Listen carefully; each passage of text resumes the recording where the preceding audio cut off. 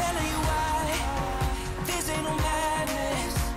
The smoke in the mirrors are memories. Now the sun's gone down like a river rushing way up above. This ain't, yeah, this ain't no sugar-coated love.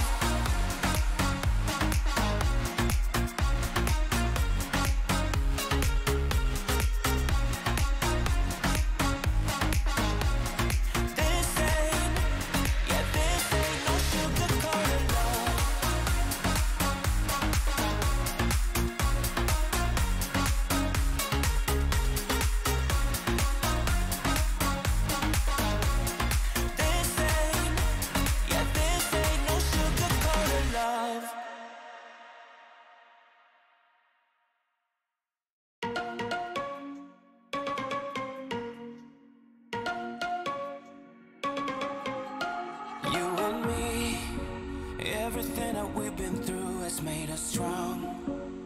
You won't believe we've had our gray, but somewhere there's a light inside of us. It shows the way. Not looking for no heaven or gold, 'cause I got you. I got you. Don't wanna show us off, but you're my all that I need. Trying to sugarcoat, but I'm flying so high. I don't even know if I'm coming down. You rock my boat when you hold me so tight. The world just disappears in front of my eyes. I'm telling you why. This ain't no madness. The smoke in the mirrors are memories. Now the sun's gone down like a river rushing way up above. This ain't, yeah, this ain't no sugar-coated love. Awesome to see everybody out there in chat. We're going to get started in just a couple minutes. Please share the live stream with anybody you can think of, and we will kick this off at 9 p.m. This ain't, yeah, this ain't no sugar-coated love.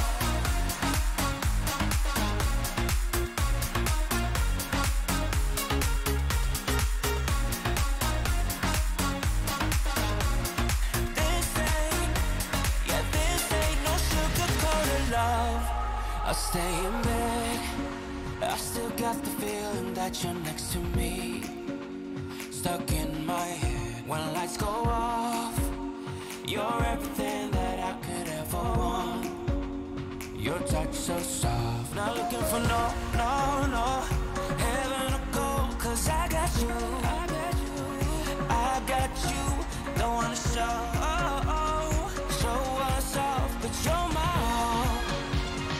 all that I need. Trying to sugarcoat, but I'm flying so high. I don't even know if I'm coming down. You rock my boat when you hold me so tight. The world just disappears in front of my eyes. I'm telling you why. This ain't no madness. The smoke in the mirrors are memories. Now the sun's gone down like a river rushing way up above. This ain't, yeah, this ain't no sugar-coated love.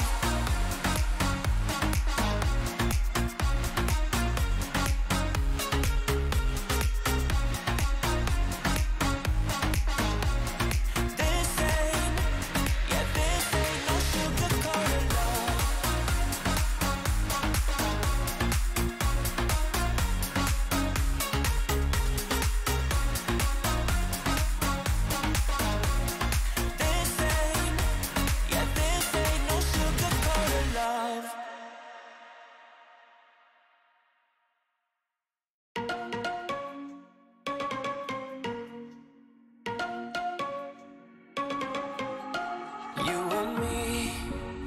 Everything that we've been through has made us strong. You won't believe we've had our gray, but somewhere there's a light inside of us. It shows the way. Not looking for no heaven or gold, 'cause I got you. Hello and welcome to Creator Fundamentals. My name is Dan Currier and I am here to help you deliver your value through online video. Welcome to everyone on our normal live stream night. For those of you who may be new to the live stream, we do this every Wednesday night, 9 p.m. Eastern. So if you're new, welcome. It's great to have you. And for those of you who keep coming back, I appreciate you guys, and hopefully we'll have a good conversation tonight. Talk a little YouTube, answer any questions you might have about your channel, about YouTube news, anything else that you can think of. That's what we're here for tonight. It's all about you guys. We will get to some channel reviews towards the end of the live stream as well. So we're going to jump into the chat, say hello to everybody. You know, as I was prepping here, I did see somebody that mentioned that they were new to the live stream. So a hello to Robin Loves Reading. Says, hi all, I'm new to the channel. How does this stream work? Well, I kind of got into it just a little bit there, but it's basically a very casual live stream, opportunity for all of us to get together as creators and just talk a little bit of YouTube. As all of us can attest, you can't always have conversations relating to YouTube with your friends or family. So having an opportunity to get together with other like-minded people who are all focused on trying to grow a YouTube channel, it's not a bad thing to do once a week. So that's where you'll find us here Wednesday nights, 9 p.m. Eastern. A lot of familiar faces out there. It is Thanksgiving Eve here in the U.S., so happy Thanksgiving to everybody who celebrates it. Like I said, we're going to jump into the chat and say hello to everybody. Saw a lot of people in here early, which I truly appreciate, guys. It is great to see everybody coming in and hanging out, and not only coming to the live streams, but coming back for each one. So awesome to see you guys. We got Shadow Speedy out there, Jesse3455, Luna KTV, The Journey Family, David Snyder, Raxon Cactus, Super Rizzo Gaming 44. Is it Mommy Tube? I'm not sure what the little symbols are in there. Science Gal Aquatics, great to see you. We have Vanilla Fortnite Battle Royale, Beauty 51, Chris Conkle Vlogs, great to see you as well. Also, Koi Plays, Jen Adventures TV, great to see you, Jen. The Ripe Ruin, how are you? Glad to have you in the live stream tonight. Simply Beth is out there as well. Big Time, Raynell Gaming, Rico's Aquariums, Top World, is it Present or Present? We have Keaton Walsh, Variety Girl 1, Dakota and Family, Doug Houston, the moderator extraordinaire, Brett's Garage, the Southern Alberta Redneck. I see some new names out there, and like I said, a lot of people who come and hang out every week. You guys are awesome. And if you are new to the channel, if for some reason you found the channel and the live stream and you haven't subscribed, but you're working on growing your channel and you want to learn how to deliver your value through online video, consider clicking the subscribe button and the bell notification. There's a ton of content, put out weekly content. So if you're looking for tips, tricks, and proven best practices, you've come to the right place, and hopefully there's some content out there that can help you in your journey as well. Who else do we have out here? I see Lil Ron So Fun. Kevin Boston 7 says Happy American Thanksgiving. The Journey Family, Zayer Layer, Techno Girl, and let me see. I just heard a little ping here. Let me make sure.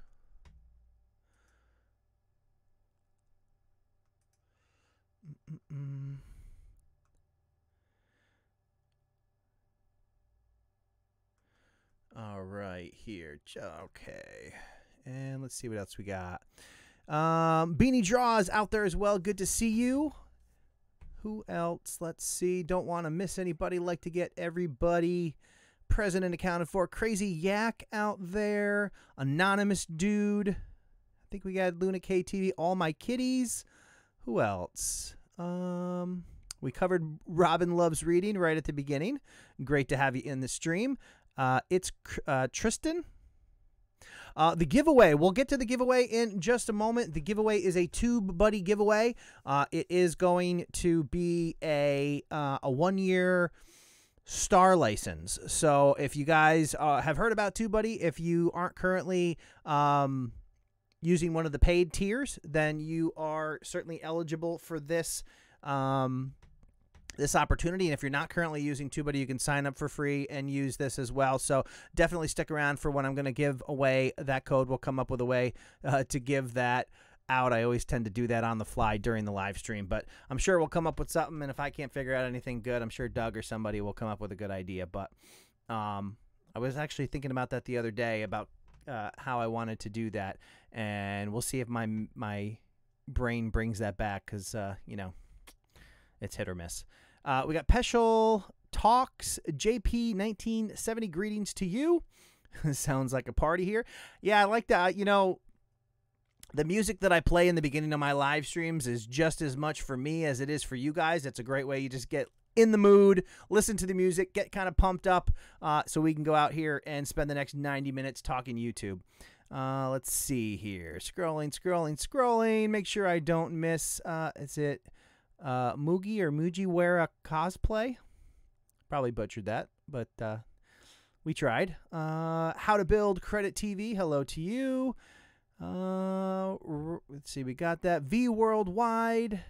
Just want to make sure I'm trying not to miss anybody. The Dex to T-Rex. Hello to you.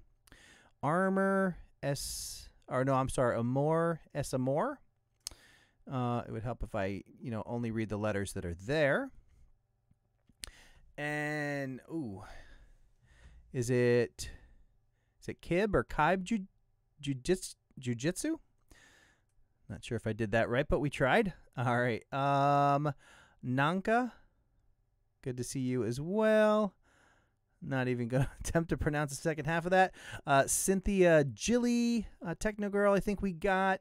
J Biz Gaming, Zayer Layer, we got. I know. Law and Smoke. Awesome to see everybody in here tonight. You know, I was kind of on the fence about whether to have one tonight, because with the holiday here in the U.S. and stuff, I didn't know how many people would be available to come hang out, but we have quite a crowd out here. Foulfish out there as well. Good to see you.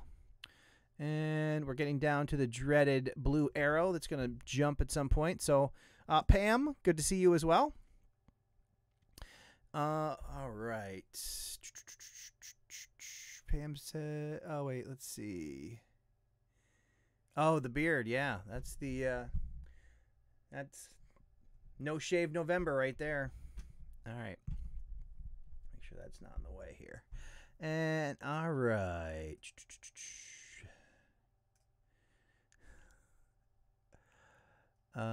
Shannon Vlogs out there. Good to see you. Wonderful excellent. Wow, I can't talk today. I do have that problem from time to time, so I can't really say it's just today. Sometimes the words and the brain, and they just, yeah, stuff. So, all right, let's see where else we got.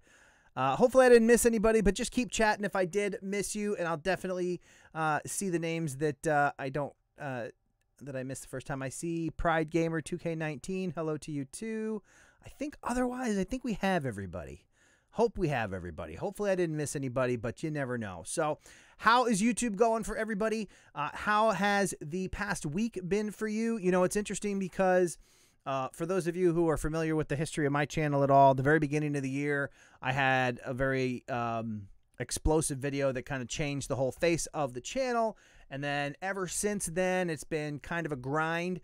Pretty much all the numbers, I pretty much had to just keep churning out content to just maintain, and I've been doing that now for, so probably the end of January. I had a really big video that kind of exploded the channel, and then January, February into March.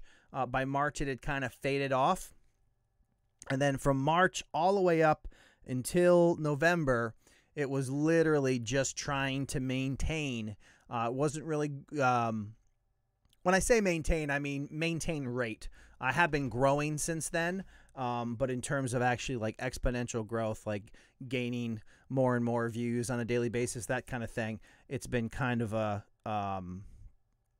you know, a very, very plateau kind of process for me. But recently I've seen some positive signs that things are heading in, are starting to catch up, which is what I preach. You know, sometimes you just got to put your head down and focus on the work and be consistent. That consistency will eventually pay off for you. That combined with a little bit of a change in strategy, a content strategy that I started to implement mid-October, I think is going to have really good benefits for the channel. But as you may have saw, if you guys follow my community tab, that my goal is to, just for a fun thing to do, it doesn't really, make or break me in any way, but I thought it would be fun to try to get to 20,000 subscribers before the end of the year. So, subscribers are certainly not the way that or the primary thing that I focus on to grow at all, but we're getting close to the 20,000 mark, and it's kind of a milestone event, so I wanted to make sure. I thought it'd be fun to try to get that in before the end of the year. So it represents an increase in terms of what the channel has been doing over the last few months, but maybe with a little help I can actually get there. All right, and I see, let's see here.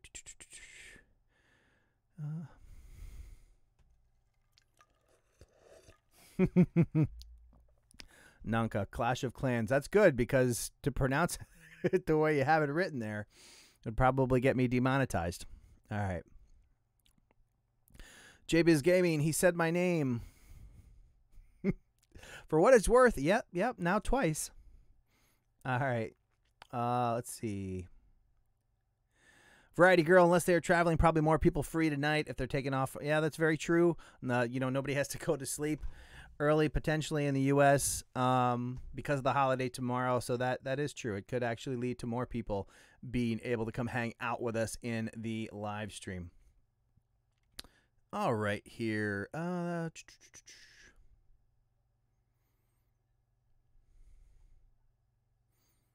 Let's see. Catching up here. Beanie Draws, you're at 17K. I'm nearly at 21. You're nipping at my heels. I'm trying, Beanie. I'm trying. All right. Yeah, Pam, I definitely noticed a change over pretty much in the past week. Things started to tick in an upward direction. For a while there, it seemed like YouTube was doing so many different experiments and things under the hood that the more you tried, the harder it got. But that is to be expected with YouTube. It is the people who find a way to make it through those downturns that are the ones that stick around to be here when the success happens. So it happens to everybody, every channel at every size. Whether you have millions of subscribers or 10 subscribers, there are going to be highs and lows, and you just got to push through the lows and try to focus on the marathon and not the pain of the current moment, and then just push your way through and keep moving forward. Those are the channels that get rewarded. All right. And YouTube is tough to make it. Won't happen overnight. That's certainly for sure. You definitely got to be in this for the long haul. Consistency is a really big deal. All right. And Kevin Boston says, I'm getting less views than I was in August. Please help. I posted a video today 6 hours ago. It's got 75 views, and I have 442 subscribers. That's not necessarily a bad thing. For a while, probably a couple months, I was getting like 1,000 views in the first 24 hours. And then I went through a stretch where I was struggling to get like 250 views in the first 24 hours. All that happens. You just got to keep pushing, keep doing what you're doing. Focus on improving your content. Understand that you didn't change. It's not like your content got worse since the time when you were getting, more views and stuff. So you just kind of have to let it play its course and focus on ways to improve, keep improving right along, and eventually it'll all work out for you.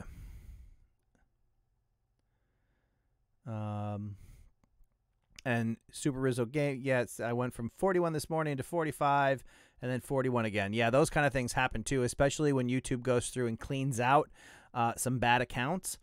Accounts get closed, other accounts are, closed by YouTube for a variety of reasons. So the fluctuations like that, again, another thing that happens at every level on YouTube. It's just something you kind of have to expect and prepare for, even though it always seems to happen at the worst times. You're closing in on a milestone and you think you're about to get there, and then YouTube pops in and takes away a big chunk of subscribers and you're farther back. But Again, just one of those little fun things that happens on YouTube that you got to find a way to cope with and move on. Anonymous dude, could you tell us how you always have something to talk about? Do you mean in videos in general or on live streams, or in terms of videos and having something to talk about? There's planning that goes into that. I try to reflect on what I think will serve the largest audience in terms of people who are trying to do what we're trying to do here. In the, you know, having stuff to talk about in a live stream, that's just a function of having a great crowd like all of you guys who bring topics up for us to talk about. You know, when I first started doing live streams, the very first live stream I did was on my other channel, The Average Dan, and had nothing to talk about. Didn't know how it worked. Probably the first time I did a live stream, I went on, nobody showed up, and then I killed the live stream. One of the things that I learned, though, when I first started doing live streams is in the way to audience-proof your live stream, meaning in case nobody shows up for your first live stream, because face it, if it's your first live stream, nobody's expecting a live stream from you. There's a good chance that people won't show up, or maybe a couple people will show up, or there's a good chance that there's not going to be enough people in your live stream throughout the live stream to carry on a conversation. So one of the things you can do is come up with a plan, come up with a topic to discuss for your live stream ahead of time, and then simply cover that topic. And the best way to do it is if you start your live stream, do a quick intro, let everybody know, hey, if you pop into the live stream in the beginning, I'm going to cover some content first, and then we're going to go into the chat. So bear with me. We'll do all the content, then we'll have a conversation. What this allows you to do, it allows you to trim off that front, that little intro. You can do that with the new YouTube video editor. I have a video on the channel that shows you how to use that if you're not familiar with that. But basically, you come in, you do that quick intro, it says, hey, bear with me, I'm going to cover content. And then you cover content just like you're doing a video. You know, maybe you have bullet points written down or whatever, and then you go through and you deliver that information for however long it takes in video format like you would if you were recording it. Then when it's over, if you have people who have come to hang out and they're in the chat, then you can have the conversation, engage with your audience. But the great thing is, if nobody shows up or not a lot of people show up, you can go into that live stream, you can trim off that front, which is the little intro, and then you can go and trim off the end of it, and then you have content. You have that actual video that you can leave up there. The other thing you can do is that if people show up and you have a good conversation with them, you can leave the live stream up, download the whole thing, cut off the front, cut off the end, and take the content that you delivered in the live stream and upload it as its own video. So it's a great way to get multiple pieces of content out of a single live stream. And there's going to be people who want the experience of the full live stream because they enjoy that. They'll watch the replay. Then there's other people who just want you to get to the point. I get videos, you know, I still get comments on the channel where people will go, you spent 2 minutes talking before you got to the point. So, sorry, I'm trying to be social. They give you a hard time about that for not getting to it. So, you know, depending on your audience, there's something for everybody when you do that approach. You get the video content or the long version live stream, and everybody has something that works for them. V Worldwide, how important are intros? If you mean an intro like a pre-recorded intro, I would say, hey, what's going on, Alex? I wouldn't do an actual intro. That was another thing. When I first started YouTube, it was all about, hey, you got to get your professional intro and outro. That stuff doesn't really matter. What you really want to do is when your video first starts off, you want to do a hook. So instead of doing some pre-recorded intro, you want something to hook the viewer. So depending on the content that you're covering, you want to put something in the very beginning of your video that entices them. If you're doing like vlogs, for example, you want to find like an interesting point or of the video and copy it, bring it to the front of your video. You know, maybe something that kind of leaves like a cliffhanger or what happens next kind of thing. You know, maybe somebody's going into the house and they're about to open the door. As they open the door, then you cut away. You take that, you put it in the front of your video. That's the hook. That gets people to want to watch more of the video to figure out what happens next. In my case, because I'm doing educational type talking head videos, I will usually just declare what I'm going to be covering. You know, hey, if you want to learn how to get more views on YouTube, then stick around because that's what I'm going to cover. And then instead of having like an intro, a pre-recorded intro, you have what a lot of people refer to as a bumper, which is just kind of a branding piece that you put in. So for my videos, I do my hook. Hey, this is what we're going to cover. If you want to learn about this topic, stick around. And then I do a quick bumper that just shows my logo and has a voiceover that kind of does my tagline, deliver your value. And then I actually do a full introduction of myself and get into the content. But in terms of like a pre-recorded intro that's like 30 seconds long, you know, those things that you buy on Fiverr, I probably wouldn't bother doing that because I don't think it helps you a lot. And in a lot of cases, if they're too long, you're going to discourage people from sticking around in your videos. All right. Let's see what else we have here. But trying to get as many videos out as possible. Sometimes it's tough to balance school and YouTube. Yeah, I mean, so here's the deal. You know, a lot of people, the biggest thing about not so much getting as many videos out as possible, you need to find a schedule that you can live up to. It does no good to put out daily videos if you can only do it for a week and then you get discouraged or time constraints prevent you from putting out more content. If you can commit to one video a week with your school or whatever else you have going on, then do one video a week. But like I said, if your schedule is not going to allow you to do 3 or 5 videos a week, don't start off doing 3 or 5 videos a week. If it's just going to burn you out, or you're going to be like, hey, I don't have time, I'm going to give up because it's not worth it because I can't keep doing this. You really want to find something that fits your schedule, that fits your individual abilities and time and everything. Don't worry about what everybody else is doing. People that are telling you, hey, you have to vlog daily to be successful. That's all nonsense in that regard. It is not necessary. Yes, there's a lot of arguments for why it's helpful, but that doesn't mean it's the only way. So if you do want to do YouTube, but you don't have the time, or if you're overwhelmed with school or your job or whatever the case may be, I mean, me personally, I still have a full-time job. I have a family.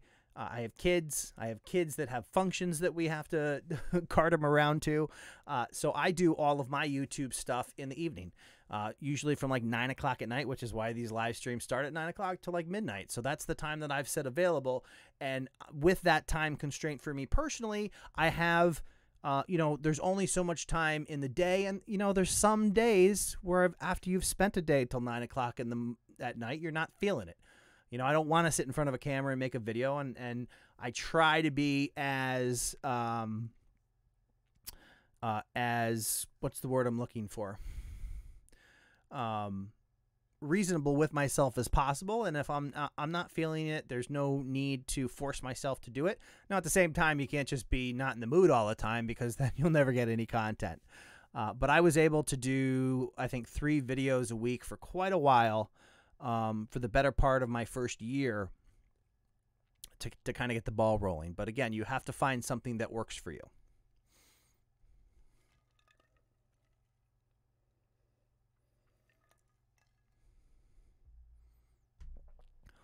JBiz Gaming can't seem to get people to stay for more than 5 minutes. I see other YouTube channels live streaming complete nonsense and boom, 1,000 people watching.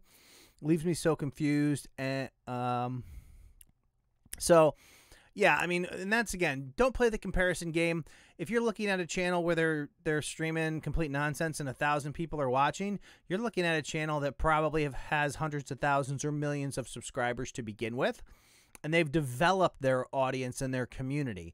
You know, the average person is not going to go and live stream nonsense and have a bunch of people come and hang out. So they've obviously, you know, developed that relationship with that audience. So it makes no sense to compare yourself to them because there's a lot going on that you don't have visibility to.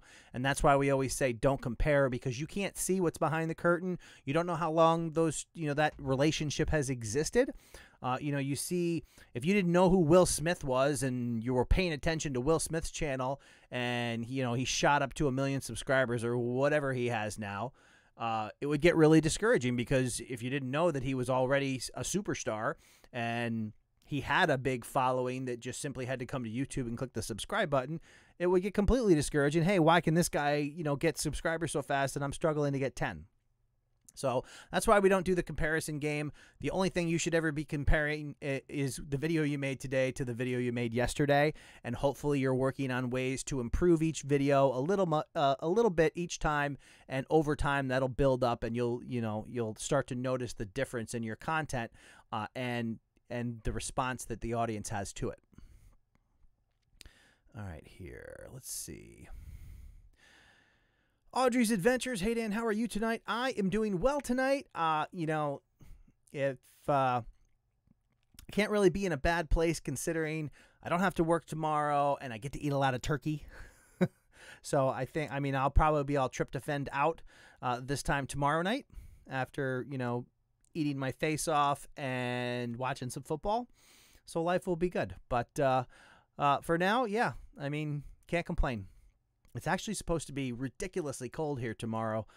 It was actually pretty cold here tonight as well. But they're talking about it like being the coldest Thanksgiving on record or something here tomorrow. So we'll see how that goes. That should be fun. Doug Houston, or they put a comment that the video starts at a specific timestamp.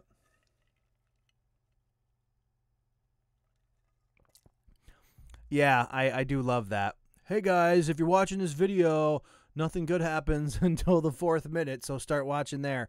Thanks, buddy. Yeah, those kind of things are great. I actually posted in my community tab earlier today, and was it today or yet? Whatever day I posted about, actually maybe it was yesterday or the day before, about trying to get to 20,000 by the end of the year, and one of the comments on it was, why would any of your viewers care about how many subscribers you have? I was like, I don't know, man. Maybe they care. But those kind of comments you just kind of have to overlook and not respond to, and all that good stuff. Stumped. Have you been recognized in public yet? If so, tell the story. I have not been recognized in public.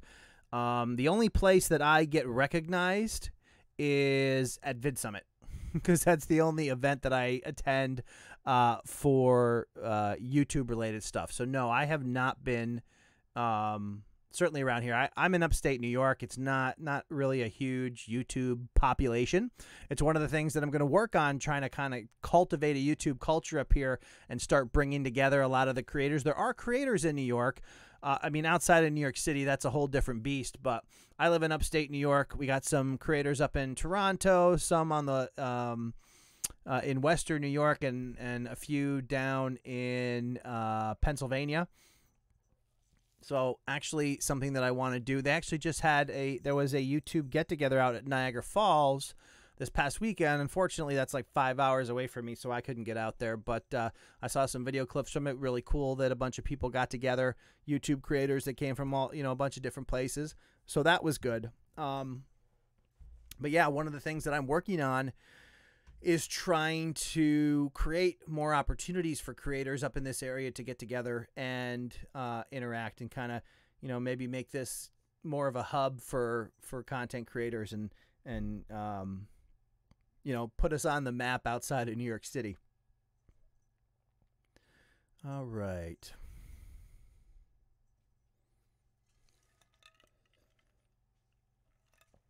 Shannon says, if I find I'm taking too long to get to the point, I put timestamps in the description. Yeah, you can definitely do that. What I typically try to do, if I think I'm taking too long to get to the point, then I just cut the video.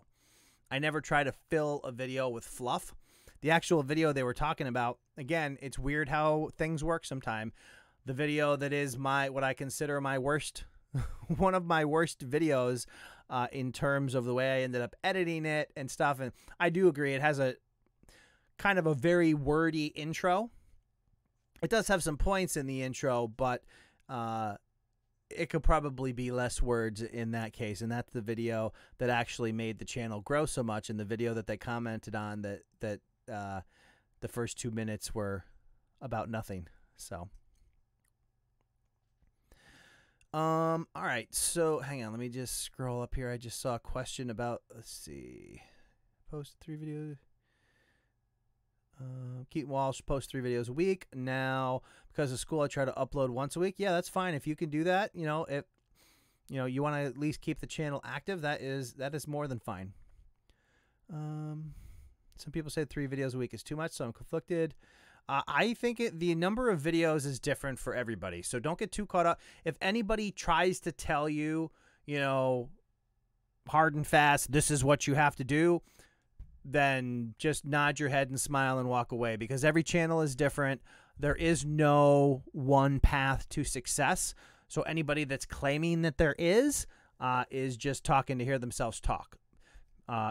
Some people can go daily and be successful. Some people can post once a week and be successful. For a long time, there was this, hey, you got to post at least 3 times a week to trigger the algorithm thing. And some of that may have been true, because the algorithm and the stuff, has certainly been changing over the past year.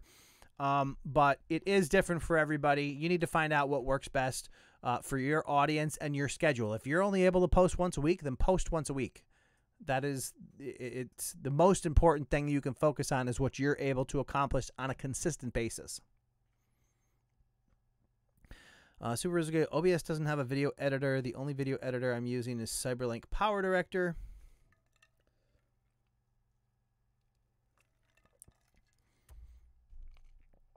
Yeah, Video Zoo says, my kids love Ryan's toy review intro. When you're talking about Ryan's toy review, they could literally do anything at this point and be successful, because that channel is so massive. Let's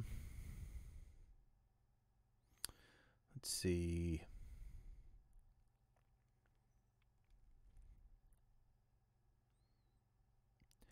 Nanka, Clash of Clans, how to not be nervous during the first stream with a webcam.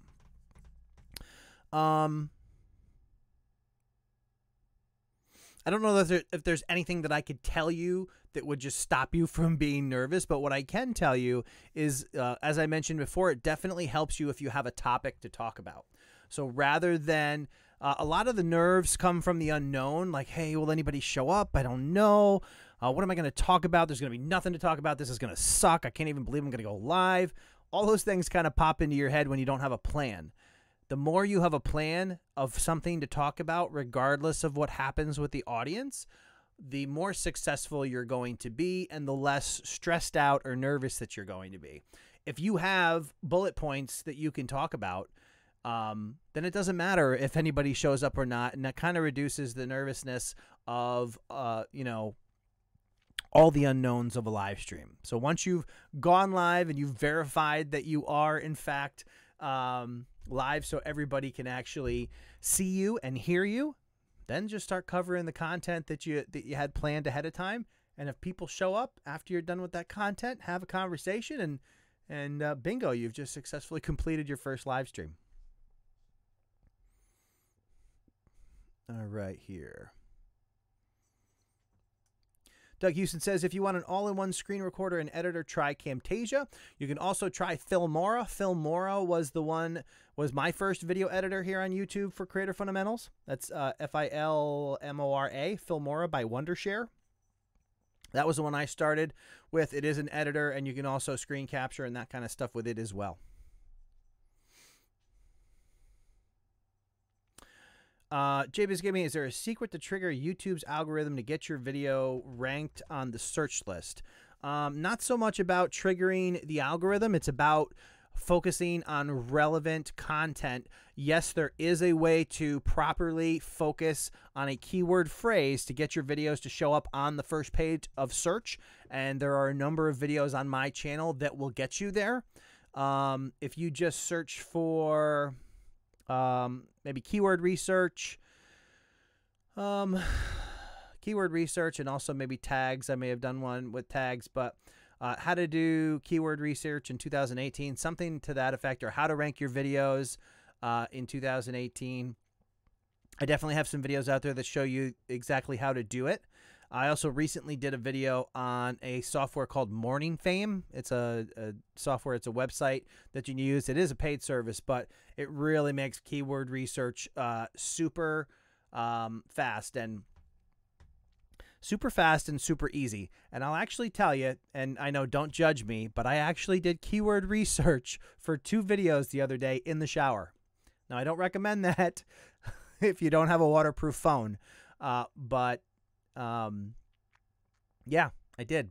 And it lets you, once you do keyword research, it allows you to save it. So when you're ready to make the video on that particular topic, you can go back to them and get them and copy your keywords and put them in your video. But it's literally that easy to focus in on a topic and get a list of keyword phrases that are focused on that topic that I did 2 videos in the shower. Again, don't judge me. It just happened that way. But it's definitely worth trying out. There is a link in the description to Morning Fame if you do want to give that software a try. I do believe you get 30 days for free. So if that's something that you want to look into, it can definitely help with the whole keyword research thing. It basically helps you decide which keyword phrases are actually relevant enough to a given topic to help get you on that front page. All right.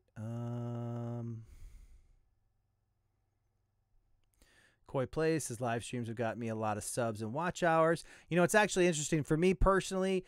Every time I do a live stream, I lose subscribers, but we still do them. I think they're important, so we will continue to do them.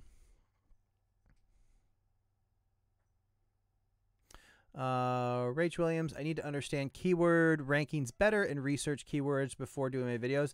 Absolutely. Again, I have a number of videos on the channel about keyword research and how to rank your videos. So definitely check those out, because if you've never looked into how that process works, then there's definitely an opportunity for you to pick up some knowledge in those videos, because it kind of shows you, it gives you it walks you through the process of what you should be doing, how you should be thinking about it. And essentially, just the quick version here, guys, is before you actually make a video, you should be titling your videos before you make them, not making a video and then deciding what to call it. And that's a big shift that a lot of people don't necessarily understand or recognize in the beginning, and that's what makes it harder for them to rank their videos. So rather than making a video and then deciding what you should title it, you literally come up with a title. Like, if I'm going to do a video about how to get more views, I don't do the video and say, okay, what do I call it?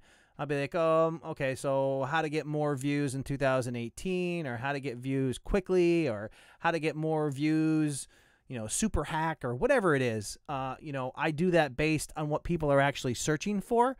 And then once I've found that title, I build the rest of my keyword research around the title, and I build my video based on that keyword phrase. All right.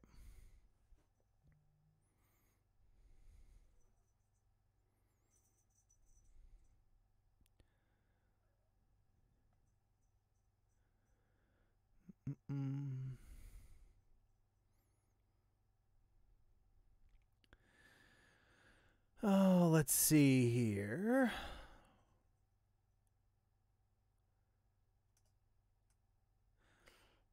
Oh, right. I did see this before.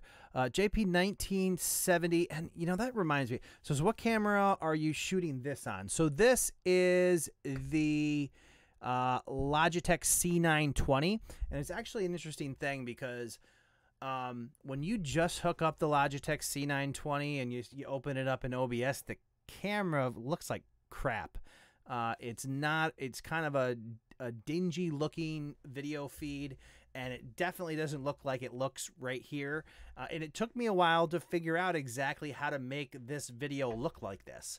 And it's a video that I've been meaning to do, because I think there's a lot of value in that, because I don't think that people necessarily know how to go out and tweak the video settings for the Logitech C920 from within OBS when you're live streaming. So that's a video that I've been meaning to do, because there are some ways to actually help make the video look a little clearer, a little crisper, a little more vibrant, and focused. So I just had, oh, here comes Crazy Kitty.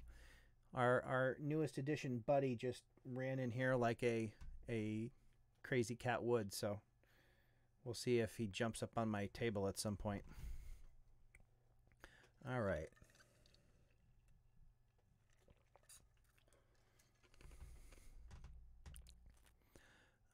Let's see. Rachel Williams, oh my God, I'm dying to travel to New York. We covered the camera question. All right. Oh, I see some. Scrolling back up.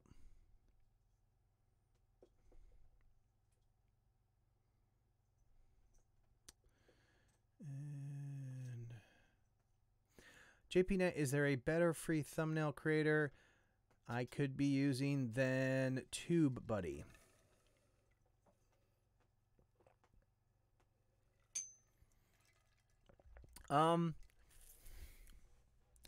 Yeah, I mean, it kind of depends on what you're looking for in a thumbnail creator. I actually use software called GIMP, which is a free version of like Photoshop. So if you have the skills or you're interested in learning the skills how to use software like that, you can definitely download GIMP. It's GIMP for free. That's how I make my thumbnails. And you know, I used TubeBuddy for a while, and then I started to learn how to use GIMP and do things like cutting out the headshots and stuff, and composing a thumbnail.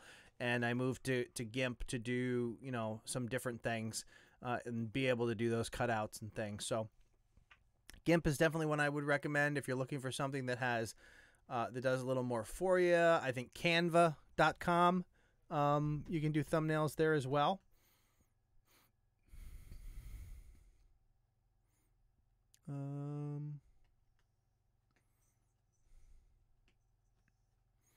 The Bemuse says Morning Fame has some pretty cool features. I tried it for the 30 days. Yeah, absolutely. It's definitely worth trying for the 30 days. It's, you know, no obligation if you don't think it's going to work for you. And there is a link, and I'll double check, but I'm pretty sure there's a link down. Oh, let's see.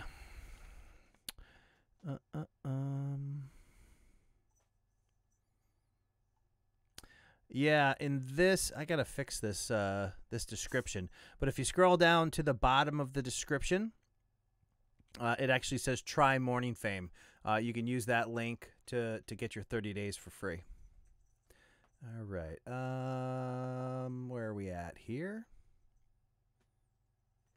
Rach Williams, thank you. I'm very new here. I'll check it out. Awesome. Super enthused. Welcome. I'm here. Welcome to the stream. Good to see you. Glad you could come and hang out with us. Koi Plays. I've been doing YouTube for 3 months at 57 watch hours, 113. I have 200 videos. Is that normal?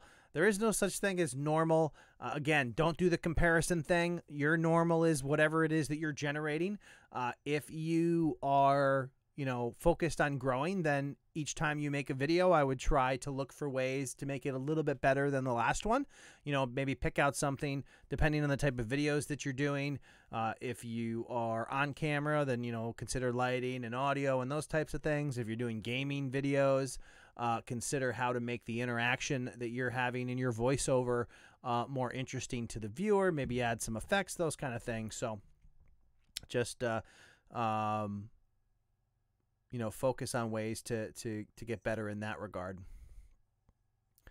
Kevin Boston, look at my bio quick and tell me. Yeah, Kevin, we'll take a look at that when we do the channel reviews. Uh-oh. Kitty cat's going crazy. All right. I think my latest video has a half-decent title. I went along a game release title name rather than an art title name. Come on, kitty, don't be pulling stuff off my desk now. If the entire stream just suddenly goes down, we can blame it on the kitty who's chasing things and grabbing wires. All right.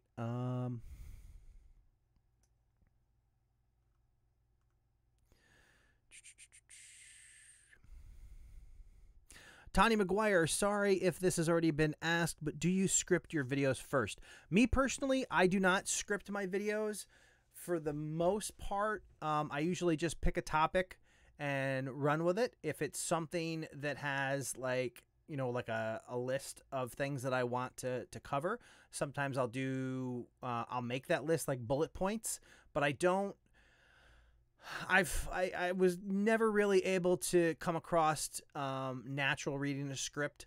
So rather than reading a script, what I'll typically do is I'll have I'll have the bullet points. I'll have like a topic of a couple words, and then I just start the camera and I start rattling it off. And if I like the way it sounds, I keep it. And if I don't like the way it sounds, I'll record it again, and then I'll just keep recording it until I like that particular take. One of the things that I did change that a lot of people do this different ways, but one of the things that I found kind of helpful for me is I used to start the camera, try to rattle off that bullet point, and I got it or didn't get it, and then I would stop the camera, and then I would start the camera for my next bullet point, and so on, kept starting to stop in the camera.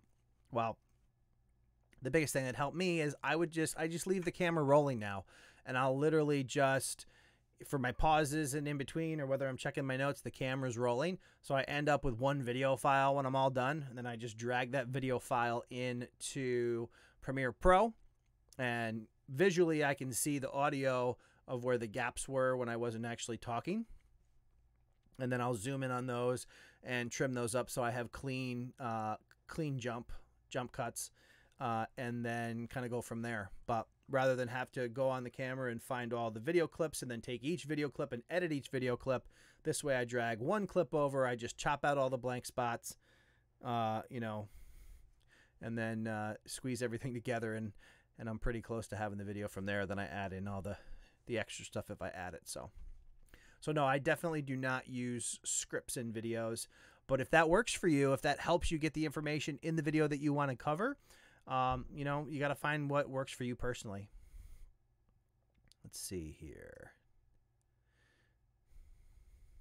I've seen a few people asking for channel reviews. When the time comes to do channel reviews, we'll actually do a call for those, and then we'll grab some channels and take a look at those and do it that way. So I appreciate everybody asking for the channel reviews. We will get to that towards the end.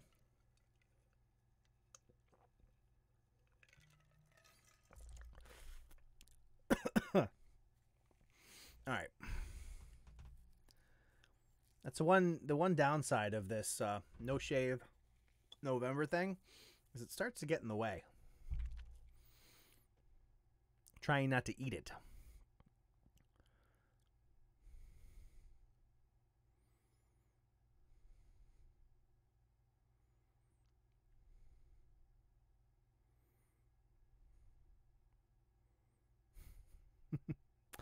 All right. Let's see where we're at here.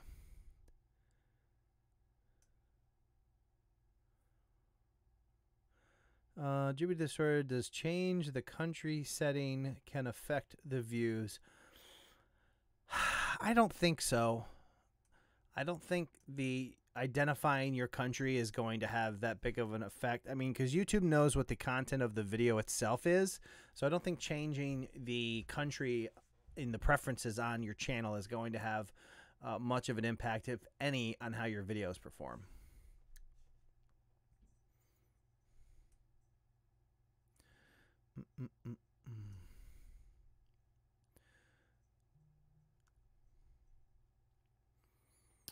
All right, Whiskey Throttle, how's it going? Thanks for coming and hanging out. Let's see. Tanya McGuire says, thank you. I do a list and just wondered. V Worldwide, have you ever used Wondershare? Is it a good editor? So yeah, I think Wondershare is the let me remind myself here. I think Wondershare is the name of the company, and Filmora is actually the name of the editor.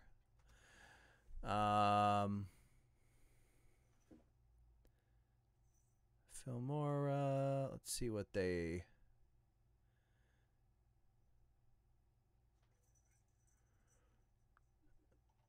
Let's see if I just want to see what their products, Filmora, see what they're charging these days. Buy now. Yeah, so yes, I have used it's Filmora is by Wondershare. But the software, the editor itself is actually called Filmora, and they do have, that's interesting.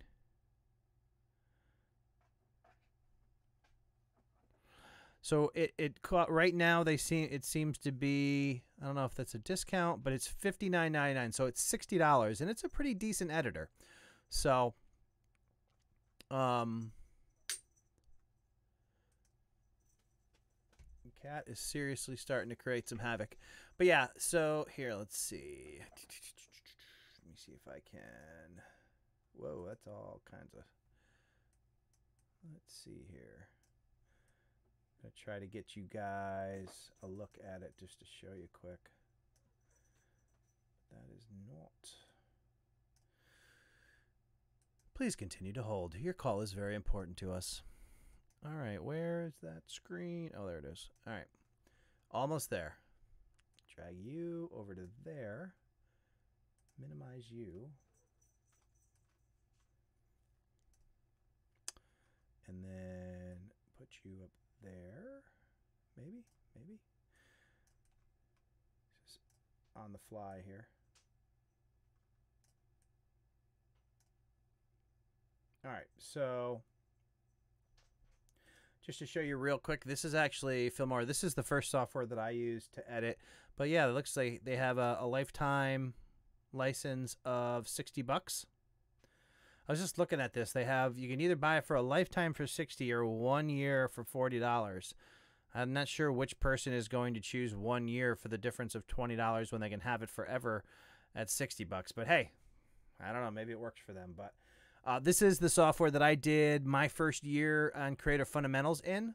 And compared to the cost of something like Premiere Pro, $60 is a pretty good deal for software that can actually help you do a lot of great stuff and make more professional looking videos. It also does have a screen capture, so you can record your screen with it as well as doing video editing and all kinds of, transitions and everything. And the cat is going absolutely crazy, but we'll get back to here and clean that up. All right, here. So let me find, now that I have way too many screens open, get back to you guys. Okay.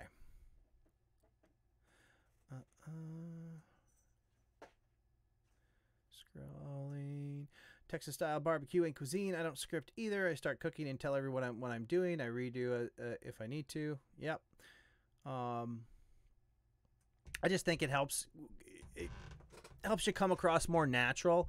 A lot of people who read from scripts get a little bit robotic because they're just, they're more worried about getting the actual words and the content right rather than, just having a conversation with somebody. Stumped. I have watched hundreds of how to get subscribers videos, and yeah, they have helped me make better content, but none of the helped with growth. In my opinion, to grow, you must advertise. Absolutely not. Definitely don't agree. I feel like I've had fairly decent growth, and I have not advertised. And by advertising, I'm assuming you mean paid advertisement. So no, I don't recommend anybody to try to grow their YouTube channel by using advertising. There are larger channels that use advertising for specific reasons, but as a means of simply trying to grow your audience, absolutely not. I would definitely not pay to advertise your channel. If you want to take examples, you look at channels like Peter McKinnon, that wasn't because of advertising. Casey Neistat didn't get where he was because of advertising. They got where they were because they make really good content. So the real solution is, if you're not growing, make better content. And that's kind of how what it boils down to. Now, it's not always instant reward for making better content, but that is truly the solution. Jamal Ali, welcome to the live stream. Happy Thanksgiving Eve to you as well. Good to see you. I see Gearsy out there as well. Hustle Tools. 89 Mattel. Jen Adventures, do you have any dogs, Dan? Yes, I have 3 dogs. I have 3 dogs and 2 cats because we're crazy. I have a chocolate lab, I have a boxer. I have a Chihuahua. And then I have a 6 or 7-year-old cat. And we just got a 6-month-old cat. And all of them except the Chihuahua are rescues. Oh, my goodness. And I just look over and the cat is actually chewing on her collar that is no longer, or his collar. That's the other thing. We have 1 female cat and 2 female dogs. And for the life of me, the new kitty, which is a boy, I call him her all the time. In any case, he has removed his collar and is now playing with it like a chew toy. And he's chosen to do this just to my right side.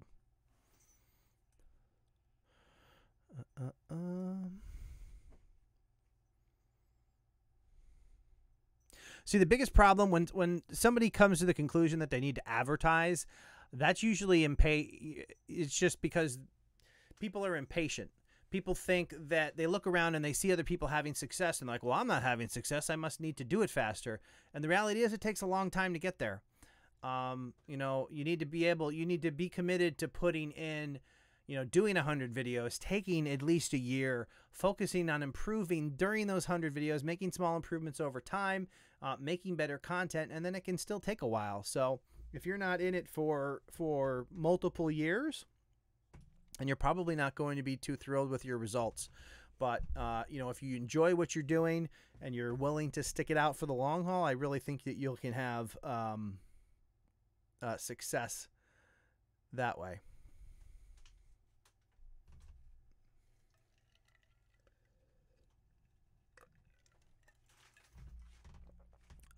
Let's see.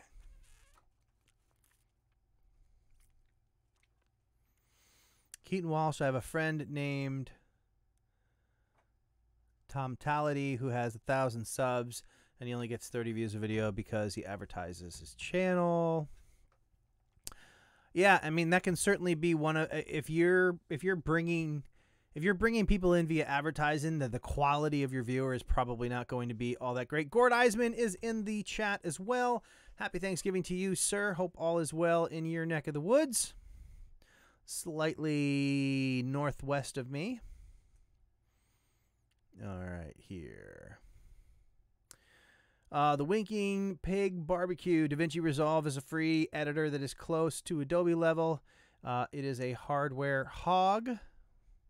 Yeah, DaVinci Resolve, it's very similar to like a Premiere Pro, and it is free. I actually tried to do DaVinci Resolve before I got Premiere Pro, and unfortunately, for some reason, it had a conflict with my system, and I could never get it going. But yeah, definitely, you can try out DaVinci Resolve. I'm sure there's a lot of tutorial information out there to figure out how it works as well. Super Rizzo Gamer says, I have 3 cats and 3 dogs, so more crazy than Dan. You win.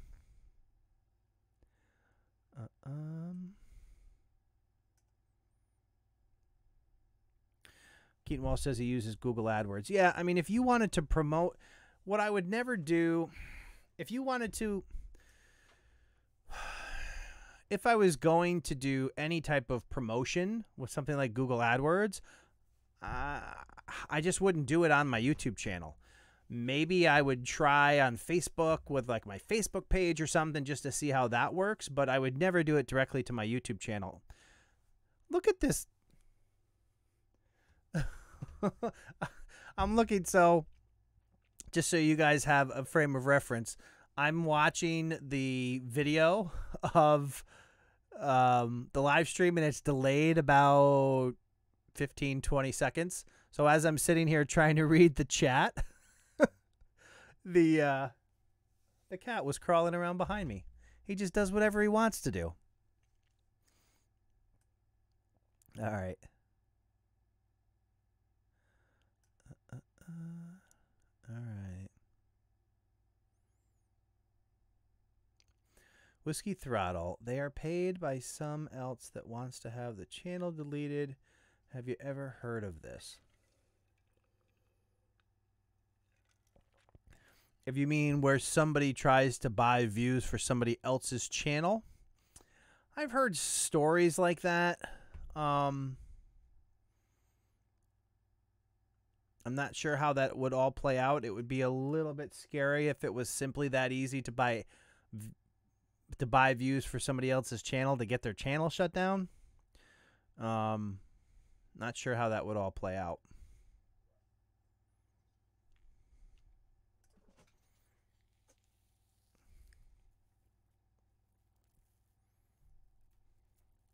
Chris Conkle Vlog says, using AdWords is perfectly fine because YouTube separates the traffic. I would not say always impatient, but trying to start a business with a time frame. Chris, my point is AdWords is not going to get you a quality, as high a quality of followers if you're trying to grow a community. If you're trying to simply get... Like if you're selling a product or you're promoting your business in a YouTube video, then that's one thing because you're trying to push traffic to whatever it is you're advertising in the video. If you're trying to grow a YouTube channel, I wouldn't advertise to do that.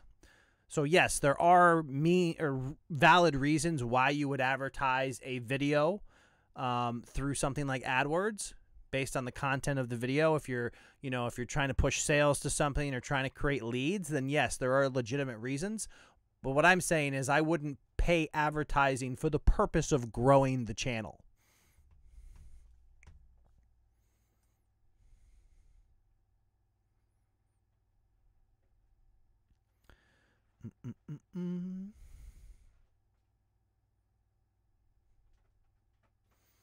Better with a drone. Best advice. Make better videos. Thank you and good night. Yeah, I mean, that's really what it comes down to, and a lot of people don't like to hear that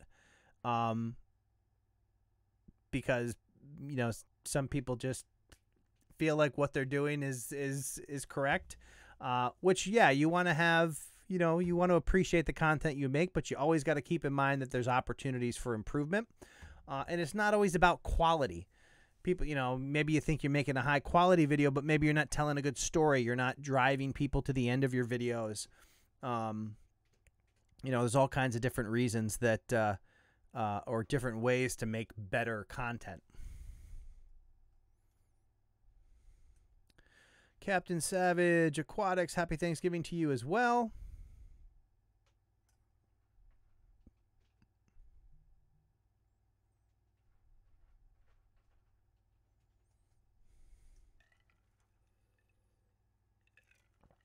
Whiskey Throttle says, no, this is a person paid up to $25,000 to find evidence to have a well-known creator deleted from YouTube. They used a company that looks for reasons for YouTube to remove. Yeah, I haven't heard of that. I mean, that's an interesting story. I don't know. I feel like I can't even get Team YouTube to respond in a valid way through for a tech issue. I would be impressed if you could get them to pay attention to $25,000 worth of evidence to delete a channel. But hey, I guess, I don't know. That's like after school special right there. Texas style barbecue and cuisine. I have to run. Everyone have a great Thanksgiving. Thanks for what you do, Dan. Thank you so much for coming and hanging out with us tonight. Great to have you on the live stream. Let's see where we're at. Gearsy, hey Dan, I need help with removing an intro song from my video with over 100,000 views. YouTube copyright claimed it, and when I go in to edit it and remove the video, it just says error, could not save edit.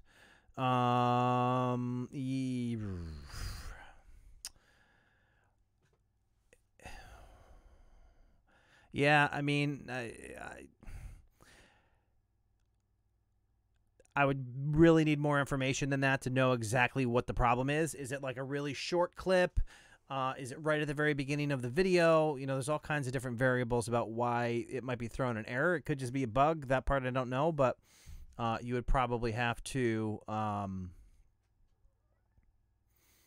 don't know. My only thought with that is try to approach it from a different way if the way you're trying to isn't working. And fine. That cat is losing its damn mind over there. Apparently it's like, at Disney World or something, just having the greatest time. bouncing off the walls. But yeah, I mean, Gearsy, without knowing the specifics of why it's throwing the error, that'd be kind of a challenge from this perspective. But I would say just try different ways.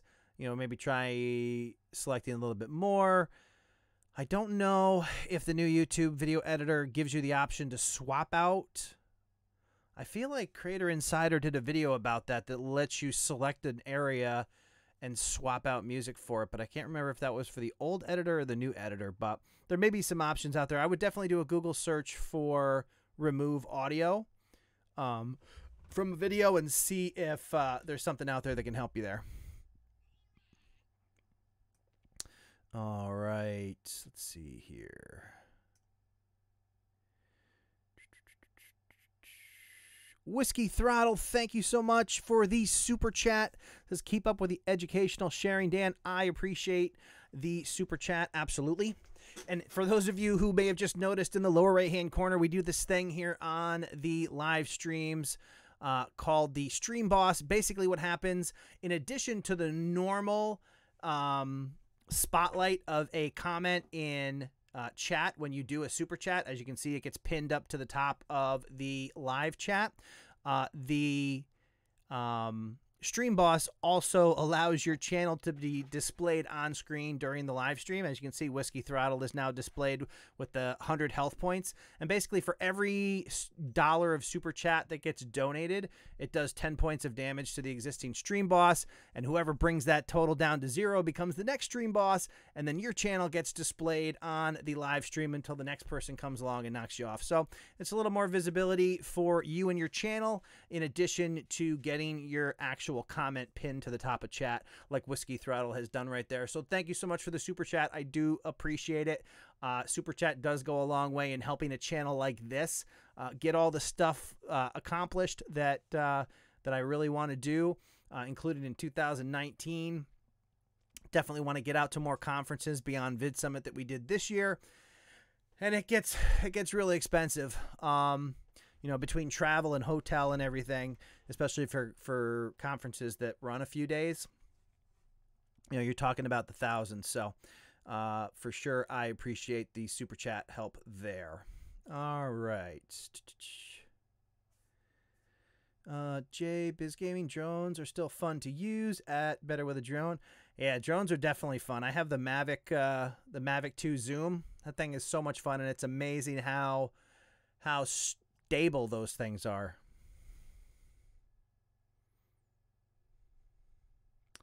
I use a few bots through Discord Nitro that are really helpful and fun. I'm not sure what that is, but I will take your word for it. Captain Savage Aquatics, have a wonderful night, everyone. Thanks for coming and hanging out. Alrighty.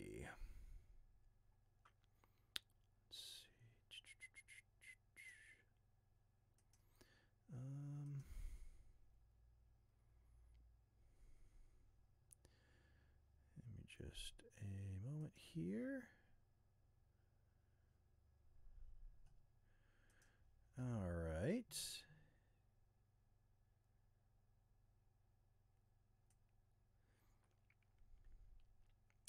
Kevin Boston, can you remove audio if you click on copyright on the upload screen?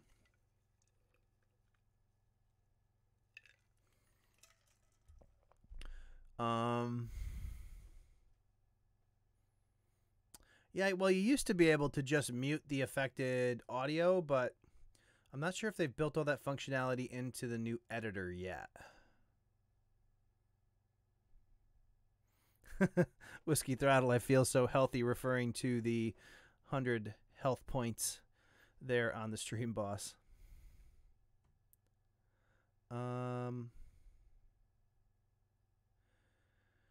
Jay, I feel ridiculous for asking this. I assume you're using a green screen for your background. My background is not a green screen.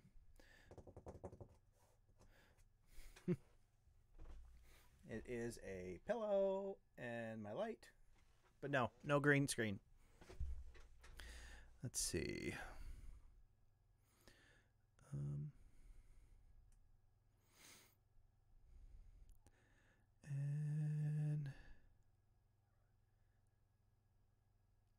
Kevin Boston asks, does being the stream boss make you famous and make the New York Times write about you? You never know. You never know when they're looking for a stream boss and you just happen to be at the right place at the right time. I'm not going to say no, but I'm not going to say yes either. You're just going to have to take a gamble and see how that all plays out.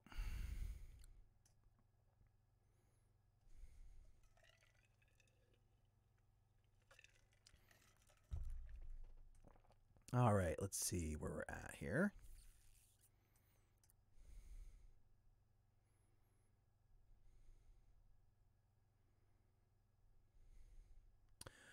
Stumped, I know someone who makes good content, focused and perfectly sized niche. They have good thumbnails. They do research on titles, and their channel is 1 year old. They only have 1,000 subs. I don't know why.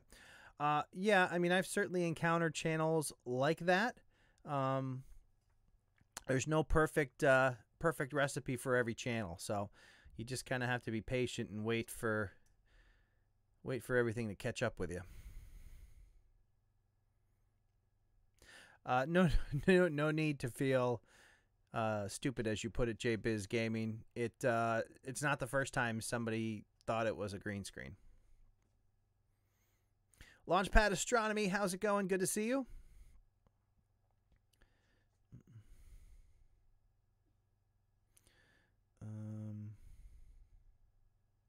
The Winking Pig Barbecue. I tried removing background music with the YouTube editor recently. Yeah, because your audio track on the video, once it's uploaded to YouTube, is not separated by audio or your voice and the music. If you are talking during that time, you are going to likely lose all of your audio because it can't determine between the two. It's just simply identifying where the offending audio takes place and then removing the whole thing. Kevin Boston, you are lucky with your American heat all year round. I don't know if I would call what we have here American heat. Let's see where we're at right now. Right now it is 19 degrees outside. So I don't know if that would classify as American heat.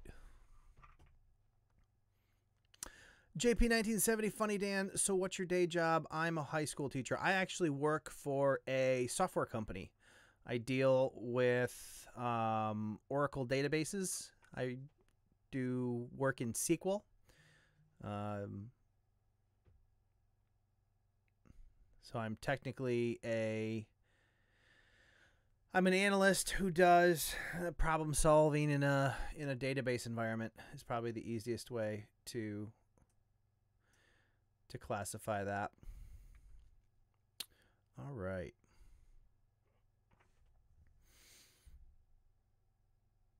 Yes, 19 degrees Fahrenheit.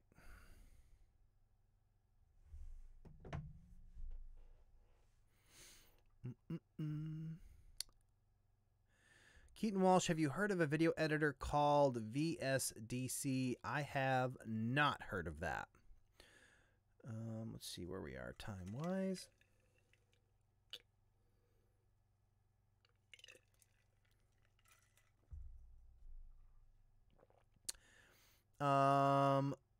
Jay, cool, that must help you. Doesn't really help. I mean, if you're talking about help, like the technical skills, there's not a lot of crossover between what I do during my day job and YouTube. They're pretty separate things.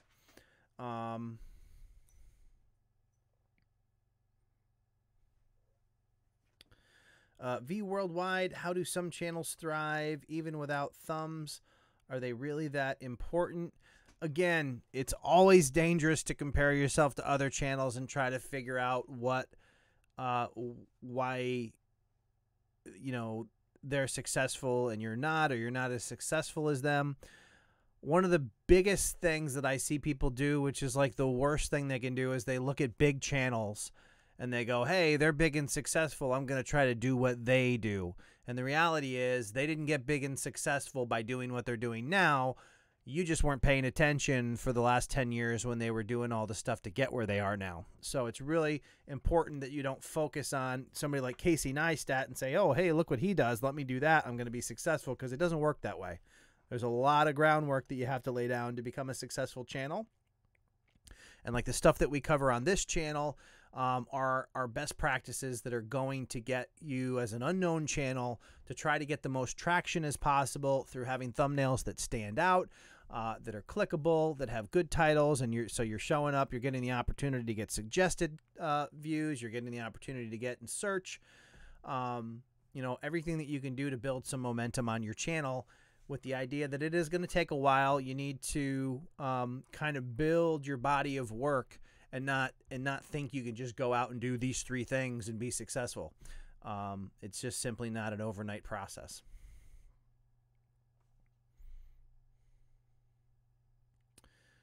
Kevin Boston, how did you make your website? So my website is actually built. It's built on WordPress, and then I had somebody apply it's like a third-party plugin app called Thrive, which is kind of like a content management system with plugins and things that lays over the top of WordPress. So my current website at creativefundamentals.com that's what you're looking at. And let's see here. Let's see, where is that?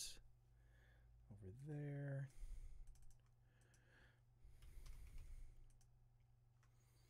And for those of you who've never been to my website, let's see here.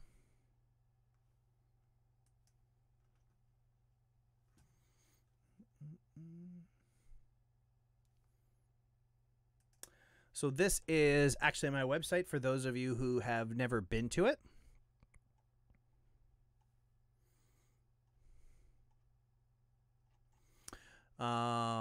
There is a variety of information on here. If anybody is ever interested in doing one-on-one work, if you want to do like a Skype call or something with me, that is something that I am happy to do with you. You can reach me and fill out a form here on the booking page to set that up. Also, you can actually access videos directly from the website as well. See recent videos. The tools section actually has some free things you can do. Obviously, it shows you TubeBuddy. Try TubeBuddy.today to get your the free version of TubeBuddy. There's a link to do Morning Fame as well. If you're struggling with trying to get the right dimensions on channel art, you can download this template, and that kind of gives you the layout of how big your channel art has to be and where you have to position stuff within it so that it displays properly on desktop and on mobile. If you want to get your subscribe watermark on your videos, there's actually a video how to add the watermark or how to add the subscribe button to your videos. You can come here and download this image here and use that as your watermark.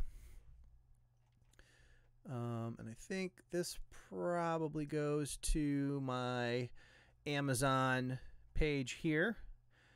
If you're interested in any of the gear that I use or other gear that I find useful, it's all available on the Amazon influencer page here. And then what else we have here? You can actually get to the Facebook group, the Creative Fundamentals Discord, and also Patreon from the website as well. So all that's available on the website. If you're ever looking for something or you want to get in touch with me or anything like that, you can definitely go to creativefundamentals.com and find the content in a variety of different ways. Like I mentioned, TubeBuddy. Promo code DansBuddy to get 20% off if you do end up going with one of the paid tiers as well. So that is out there for you guys. All right. And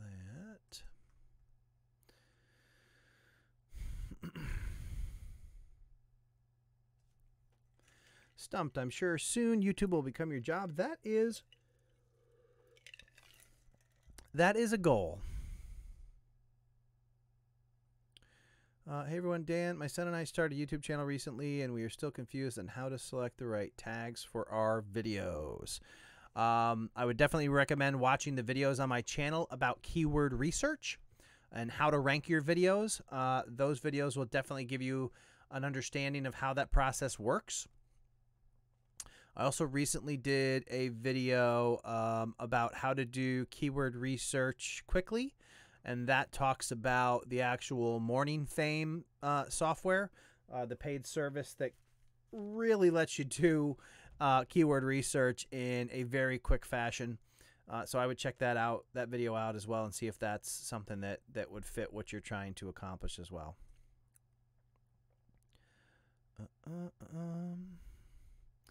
Got some drone talk going on in there. You know, I haven't flown my drone in a while. Need to get out there and do that.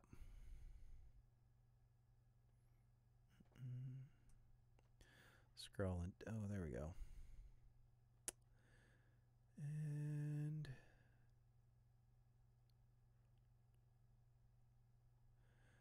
make sure I didn't miss anybody here. JBiz Gaming says Whiskey Throttle has lost 10 hit points so far.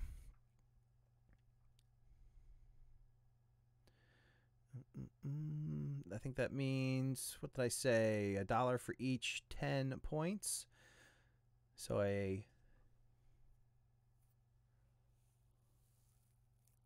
actually, I might have set,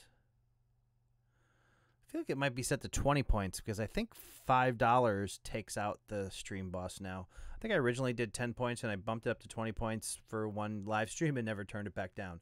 So it might be $1 or 20 points per dollar. Let's see.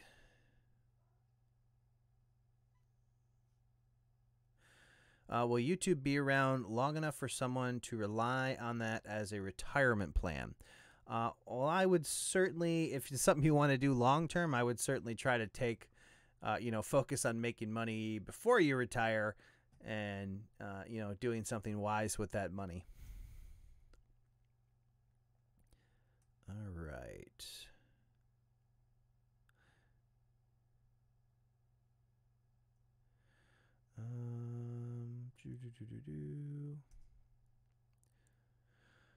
Pete John's question. I've had the community tab added to my channel, but I'm struggling to manage it both on desktop and mobile. I can post, but can't work out how to get back easily to see and answer comments. So best way to get back to your community tab is through the YouTube app.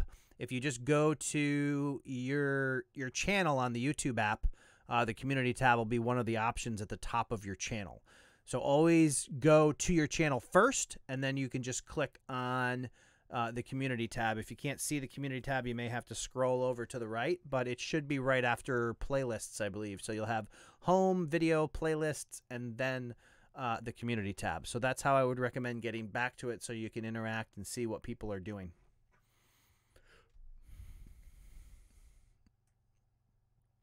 Same thing if you're doing it on desktop. Go to your channel first, and then click on the community tab.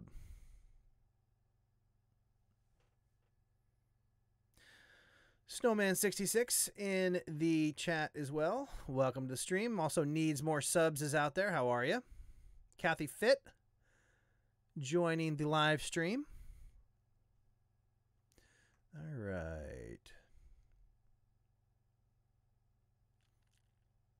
Yeah, that's the other thing. The I think 10 points drop off the health for every person who subscribes to the channel. So hey, if you're in the live stream and you haven't actually subscribed to the channel yet, and you want to see future videos that help you deliver your value through online video, consider clicking that subscribe button and the bell notification icon so you'll be notified on future videos. DC Scrap and Rooster Dan, today I saw a channel copy exact content of another channel, 2 different countries. Just curious on what happens. Typically what would happen in that case is whoever owns the content would report the other channel to YouTube, unless it is the same person. I do know, I did run into a lady at Vid Summit last year who actually did 2 versions of her channel, one in English and one in Spanish. Same exact content, just with different voiceovers in each of the different languages. Actually, I think she would literally do each video clip in both languages, so it wasn't a voiceover, it was her actually speaking. She would just record both languages each time she did a video clip. So if, you know, that's a legitimate way it can occur, but if you think somebody actually like stole somebody else's video or channel, then it would be something that you would want, that the owner of the content would want to report to YouTube. They don't really do a good job of letting you report on behalf of somebody else. So if it's something you see and you're concerned about, your best bet would be to notify the person who actually owns it that the other one exists, because it's, you know, they may not know.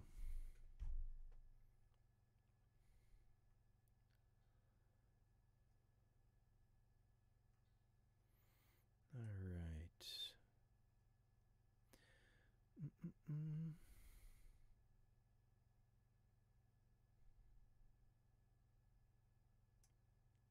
Whiskey Throttle. That's good if it gets Dan's more subs, but shouldn't I get more health points then?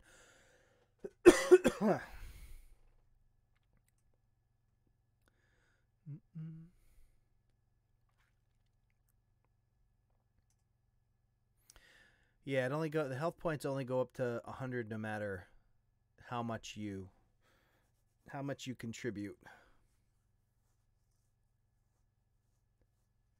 That way everybody has an equal opportunity to get into the stream boss position.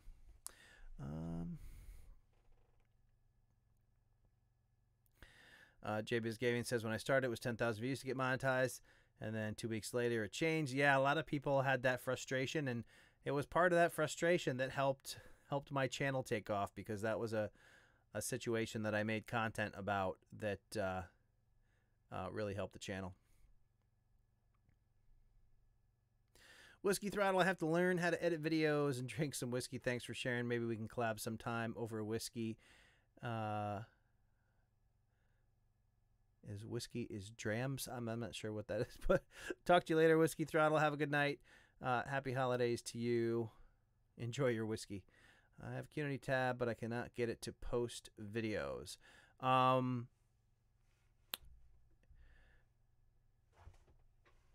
What type of issue are you running into when you try to post videos? Because you're basically posting your links to your videos on YouTube.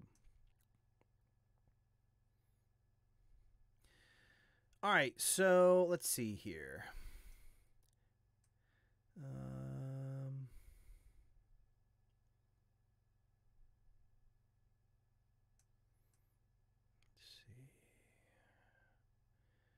Let me just get to the end of the chat here, and then... All right. Let's do a few channel reviews. If you would like your channel reviewed, you have to tag Creator Fundamentals in your comment using the @CreatorFundamentals, and then also list your channel name. Make sure you tag me and then do your channel name, and I will take a look at a few channels. I'm going to pick 5 channels, so get your request in for a channel review right now, and I will pick 5 from the list to do. So we'll definitely do the 5. If anybody does want to support the channel with Super Chat, you will get priority on the channel reviews. You certainly don't have to do that, but if that's something that you're hoping to do and you want to get your channel looked at for sure, that is always an option as well. But we will pick 5 channels who successfully tag me and list their channel name. We will take a look at some channels. And Kevin Boston, I did tell you that I was going to do your bio, so we will throw that up there to take a look at quick. That should not take long.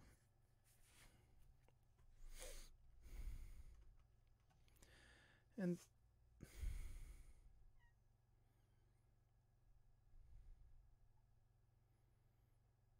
all right, where are you at? Cat's weird. All right.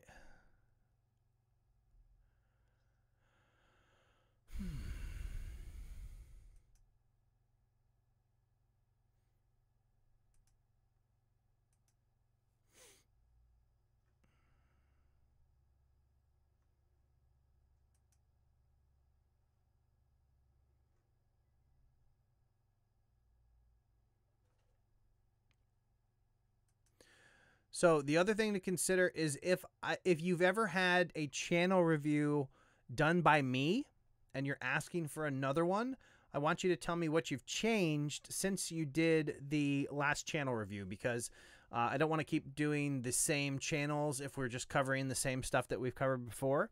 I do see some people in the list that I have reviewed before, so if you've ever been reviewed on the channel, definitely let me know what you've changed since the last review, and we will look at your channel in that case. Otherwise, everybody may not get selected.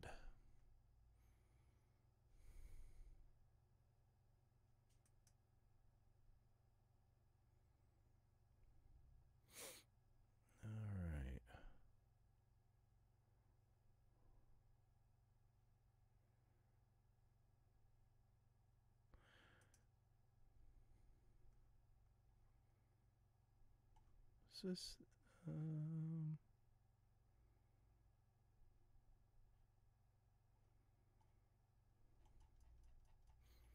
all right, let's see here.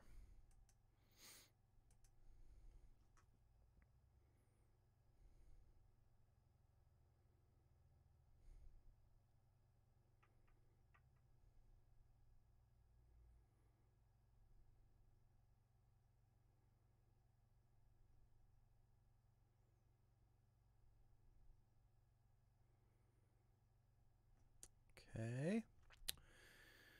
Okay.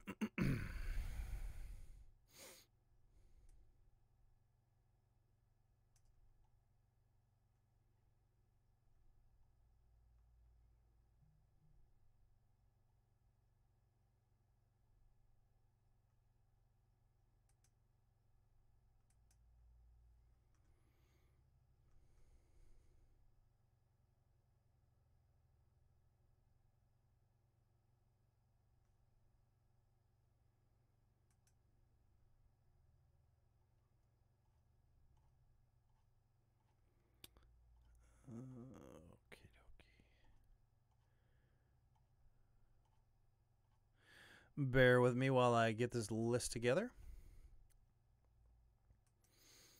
There's quite a few of you.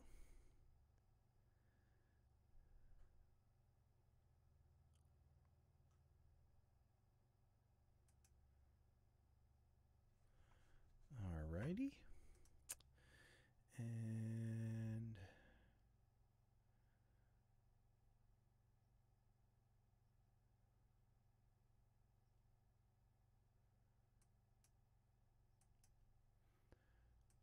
let's see.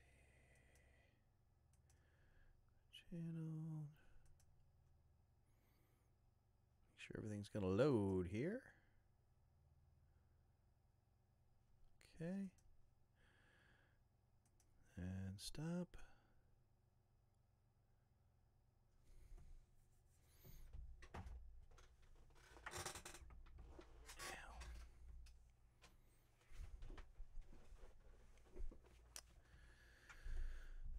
All right.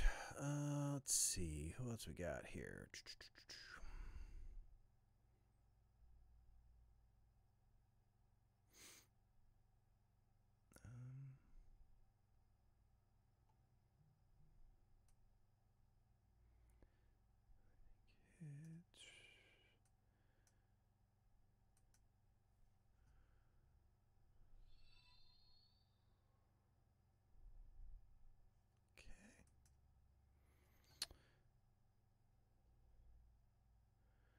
All right, so I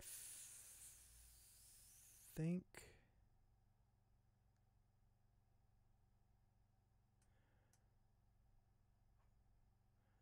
all right. Let's see how many we got here.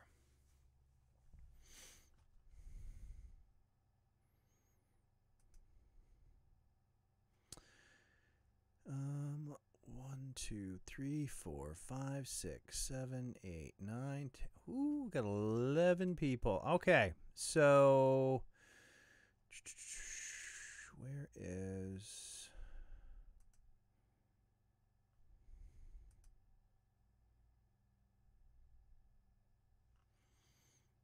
And trying to keep track of all these windows. Now, real quick, Kevin, what did we want to look at here? Kevin, bio. When you say bio, are you talking about the about section on your page? Is that what we're looking at?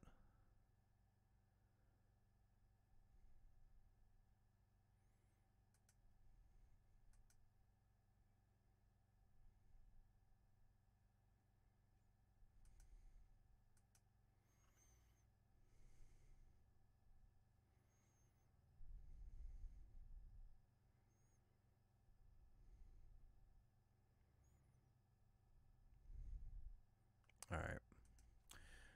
All right, I think we got some good stuff in here to take a look at.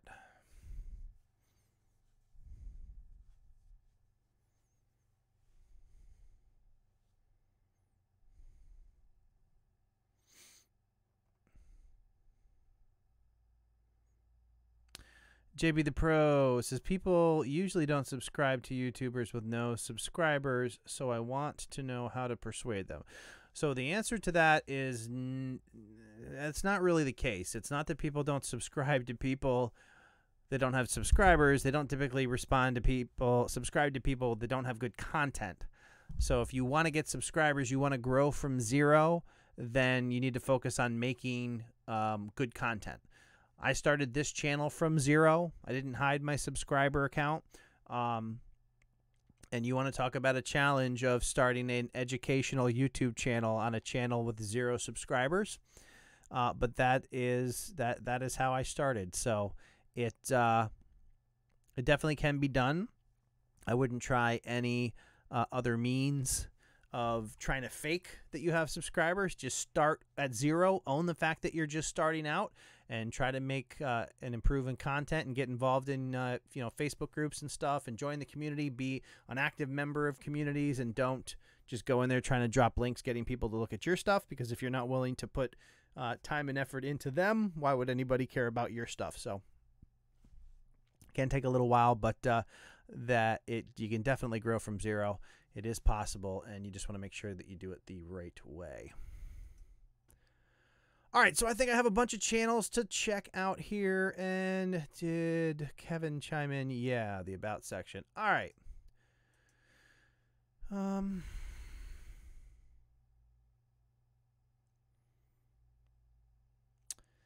feel... Yeah, bear with me for just a moment, because I want to double check something.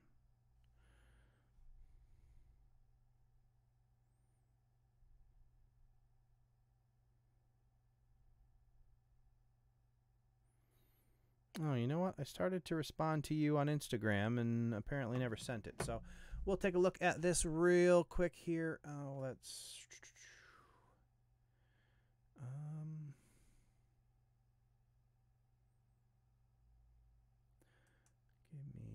give me just a moment. Do that. Get everything to display on the screen here. Nice. All right, I think we are good to go. There we go. Real quick, Kevin, taking a look at your description. On this channel, you'll find vlogs, challenges, and much, much more. So go ahead and hit the subscribe button for more great content. I mean, yeah, it's better in the sense that you are identifying what the type of content that you're going to be. Now, are these vlog challenges or vlogs challenges? You might want to comment in there, but otherwise,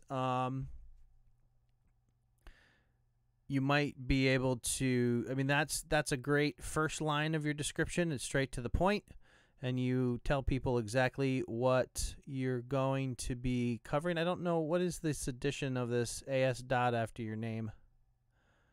I don't recall that being there before, but that's something that you might want to look at as well. But yeah, I mean, there might be an opportunity to add a little bit more backstory, or why you're doing a YouTube channel, something that kind of helps you when you're doing things like vlogs and challenges. You're kind of creating a personality channel in a lot of ways, so that may be an opportunity to kind of share some additional insight into why you're doing a channel and why people would want to watch and that sort of thing. So that's something to consider. All right. Going to go to the next channel here.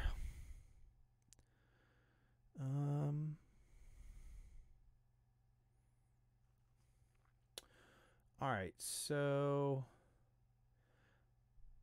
the next channel, let's see, is that gonna make sure that here, I need to adjust that because that's not really displaying all that well. Make sure I got the full thing on the screen for you guys.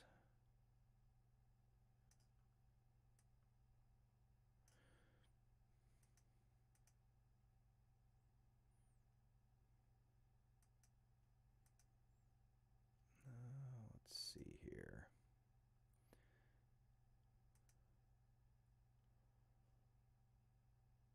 Okay, we good? That looks better. All right. I think.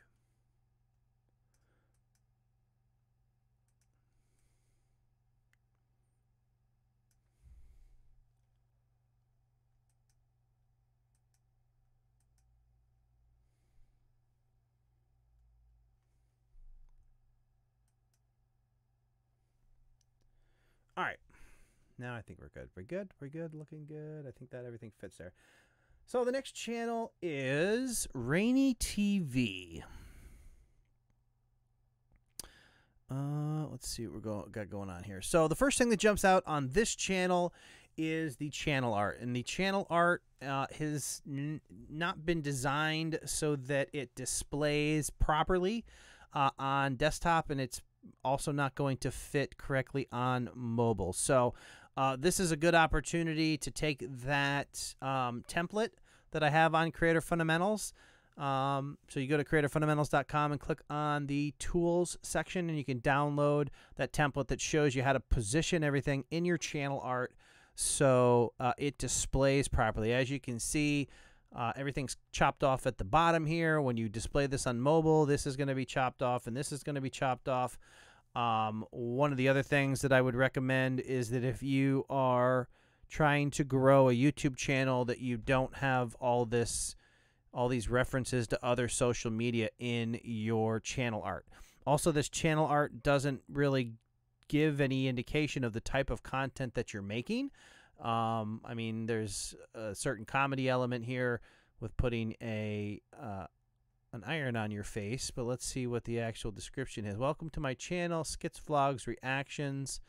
And then again, you're immediately you're trying to chase people off of YouTube here with follow me on Instagram. So if you're trying to grow your YouTube channel, try to focus your energy on your YouTube channel to YouTube, rather than sending people to a bunch of different places, and that just kind of disperses your audience, and then you're not really gaining any momentum here on YouTube itself. 3 days a week, 2 weeks, 2 weeks. So you're putting out weekly content.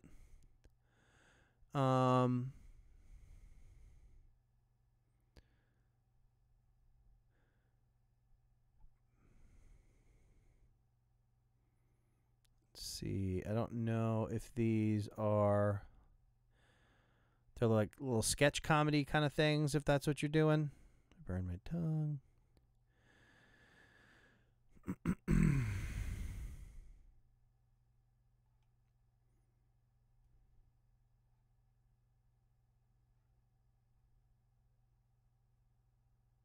So like things like this, a couple different things. So I mean, this one kind of tells a story. It's a little bit better here.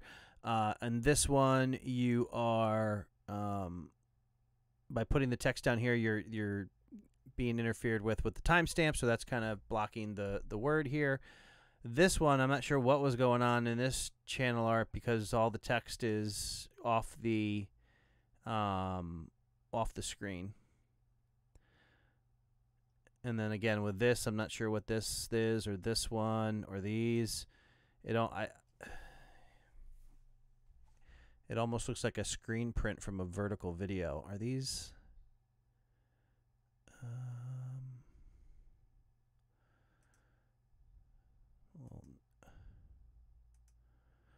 So okay, so you're actually putting Instagram videos on your YouTube channel is what I guess I'm seeing here. So rather than trying to grow a YouTube channel, you're trying to push people to your. So yeah, I mean, you got to decide what your goal is here. If you want to actually do, try to grow your YouTube channel, I would probably try to make content that's actually formatted for YouTube, and not just these Instagram videos on your YouTube channel.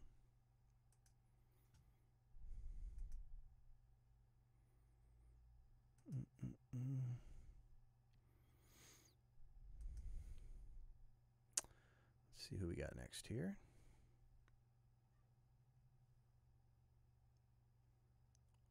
Well, that's weird.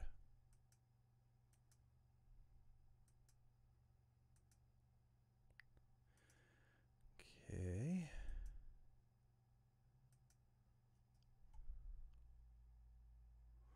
All right, let me jump in the chat here real quick.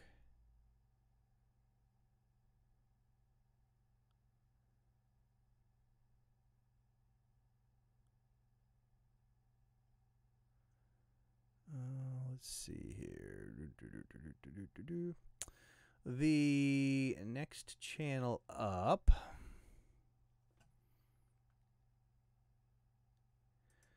is Gearsy. Let's see what we got going on here. So I'm assuming, based on the channel art, that it is gaming. I imagine those are those Fortnite characters, I would imagine. Let's see what your about section says. Interested in high-level Fortnite gameplay? We come to the right place. Variety, quality Fortnite tips and tricks. All right, let's see what we got for videos. How to improve your aim. So this is a good example of how to use how-to content on a gaming channel. And just looking at the views on these videos, you can really see how, because a lot of people will be like, hey, I'm trying to do a gaming channel, it's, but it's oversaturated, nobody watches my videos, and all they're really doing is playing games all day and doing a screen record while they do it. In this case, you're focusing on a topic of how to improve your aim. You're actually providing something that's helpful to people who are playing. And look at the difference in views between that most recent video, 13,000 views, versus some of the other ones. I'm curious what also you did differently on this video, if anything, if you researched what people were actually looking for on Fortnite. If you're not currently researching that, that's certainly something that you can do. Try to figure out what people have problems with, and then get back to basics and try to tackle the people who are maybe just starting out. One of the things I think we do a lot is we take for granted what we know, and we don't think about all the people out there who don't know what we know. So if you're doing Fortnite content and you're trying to build an audience, you can make more basic type tutorial content for all those people who are just coming into Fortnite and really don't know how anything, or how anything works or what's going on, and really drive a lot of traffic to your channel that way, by providing those those tutorials to people who are just starting out. How to get started on Fortnite, how to do XYZ. You can even do a whole series on like a beginner's guide type of thing.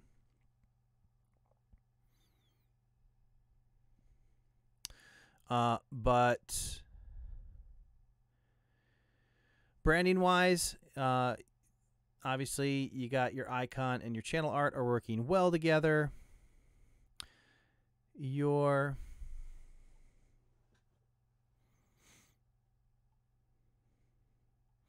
I feel like there's still a little bit of opportunity on your thumbnails to kind of tie them into your channel. because you're kind of using the same color scheme, but it, like, when I look at your channel art, if I'm going to pick out a version of the yellow that is tied to your branding, I would lean towards the yellow that's actually in Gearsy, which isn't really the yellow that you've chosen in the background of these thumbnails. But they're all consistent, and obviously for people who know your particular content, they can tell from this one to this one that it's all related to each other.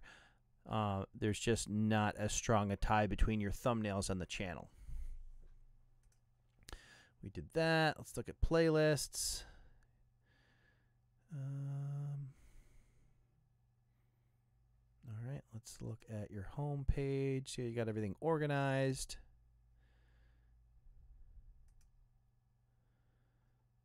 All right.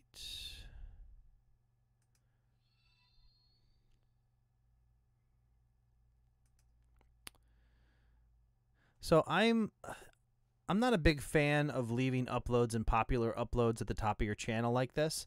I actually prefer to replace uploads with your own playlist. That's basically the same thing. You put all your videos in it, but you make the title of it something more related to your channel.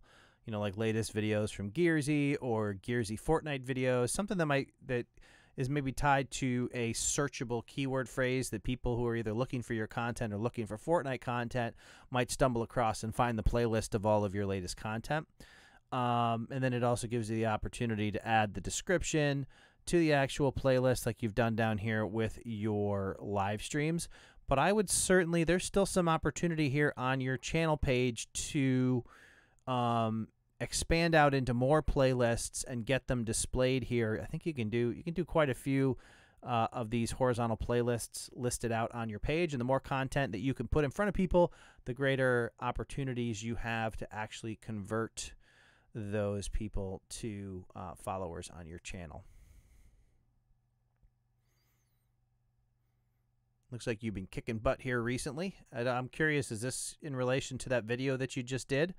Or did you have another one? It looks like you had another good one a while back. But that one video you did that had like 13,000 views, I'm sure it's driving a lot of this this recent traffic here.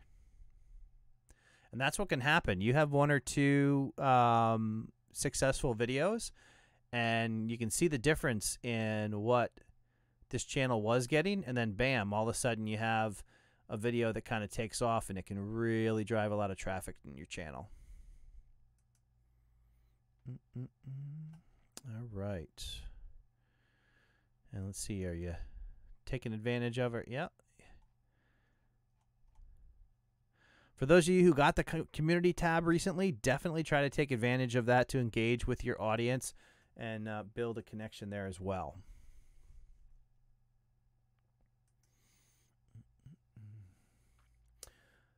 I'm going to jump in the chat real quick, see if anybody has any questions about anything. Stumped.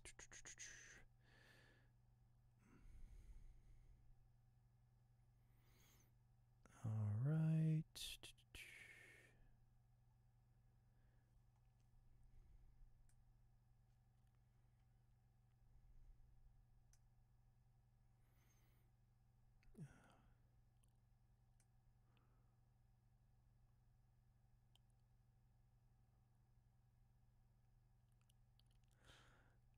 All right.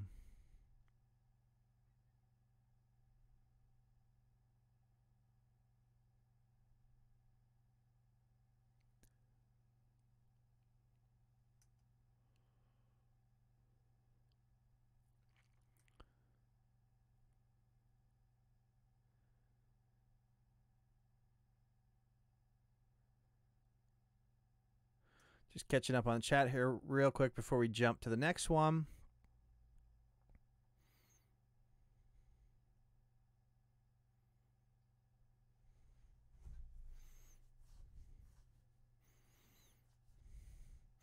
Gearsy says, yeah, I got a decent amount of subs from my recent one. Yeah, it's always cool when you get one of those videos that starts driving a lot of traffic to your channel.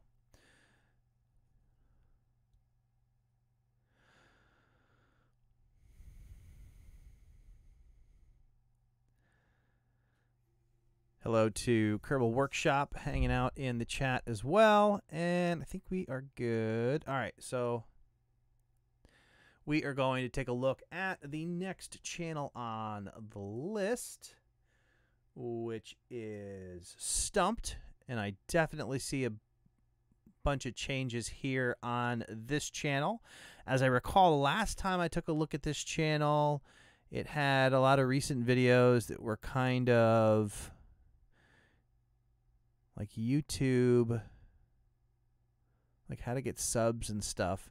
And I see that you've refocused your channel on reactions. And as I also recall, you had really good quality on your actual videos.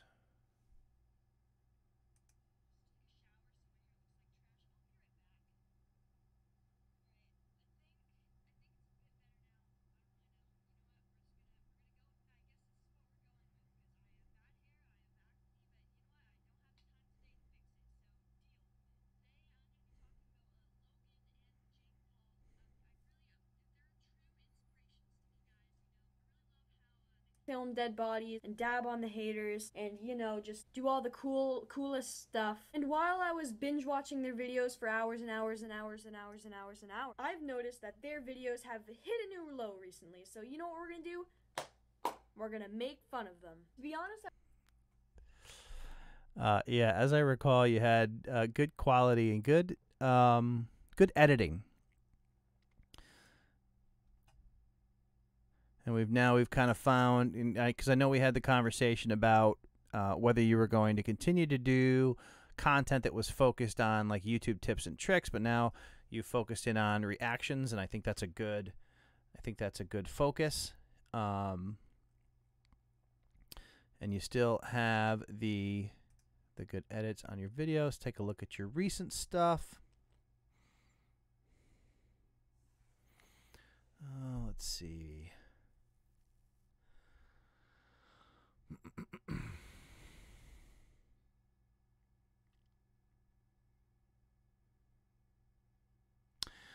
If I was going to give you feedback on your thumbnails, the one thing you might consider is, instead of doing these torso shots, I might even get a little bit closer to get your face on these.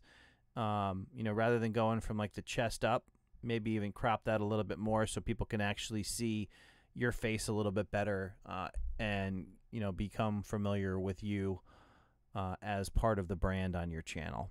Like these, I like these, like the ones that are closer like this, where you can really see your face on the thumbnail. Some of these just get a little too small here to really see your facial features and things, but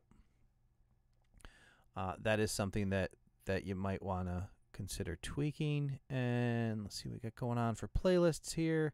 Reaction video, general tutorials, and how-tos.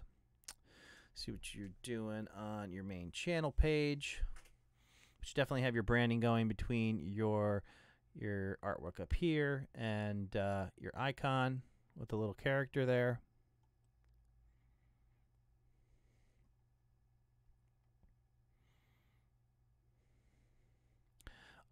Yeah, definitely an opportunity here on your channel page to, so what you want to do is, there is an option down. If you're on the new version, you may have to click on customize channel. There might be like a button up here somewhere.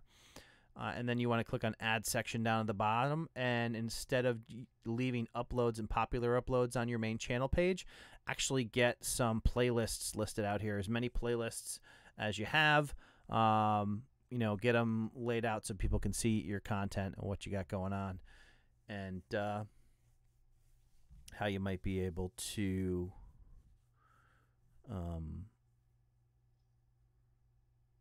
convert people who visit your channel by being able to see content, and they might be able to find one of your videos that helps them make that decision. Let me see here.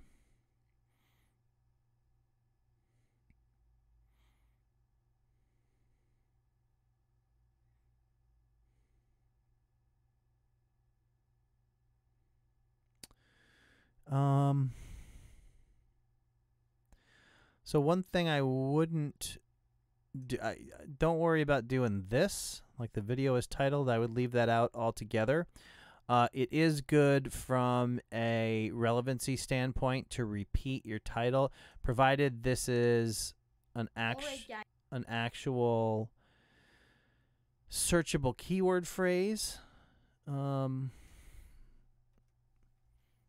not sure if that's the case, but we'll see. Why I hate the YouTube trending pages is actually a searchable phrase.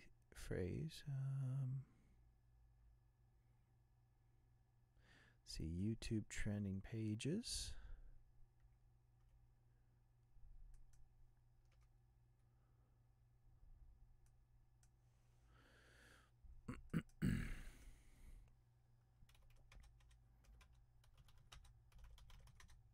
Oops. Curious here. That's the one thing about the keywords everywhere is it doesn't work well on dark mode.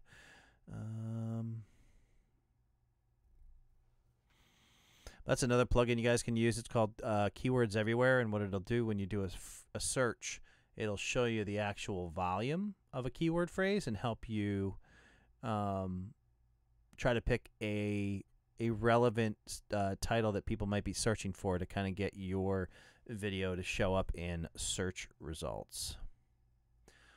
But for something like this, you can do like YouTube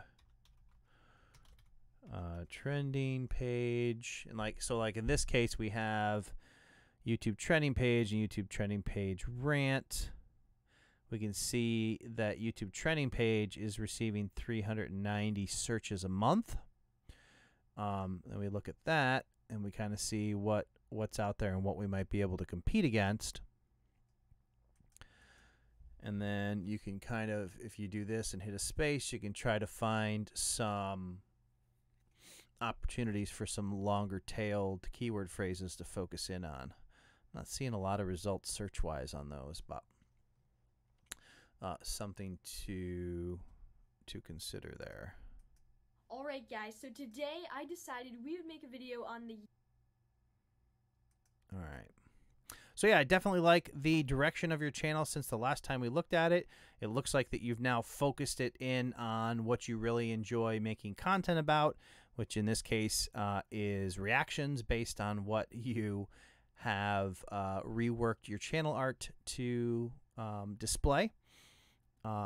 So just from a branding standpoint, I would consider trying to get your face a little more prominent on your thumbnails so people know they're yours. And I would probably try, so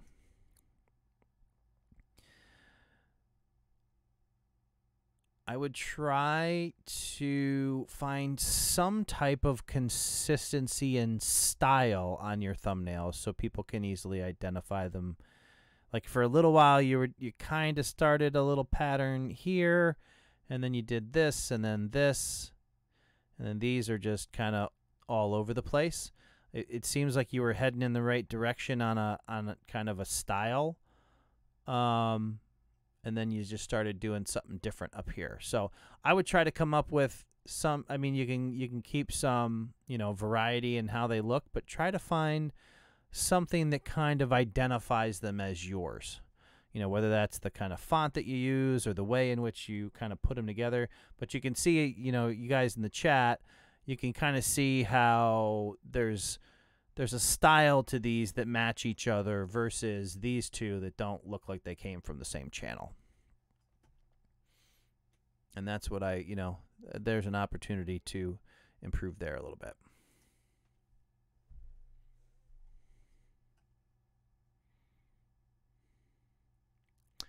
Alrighty here.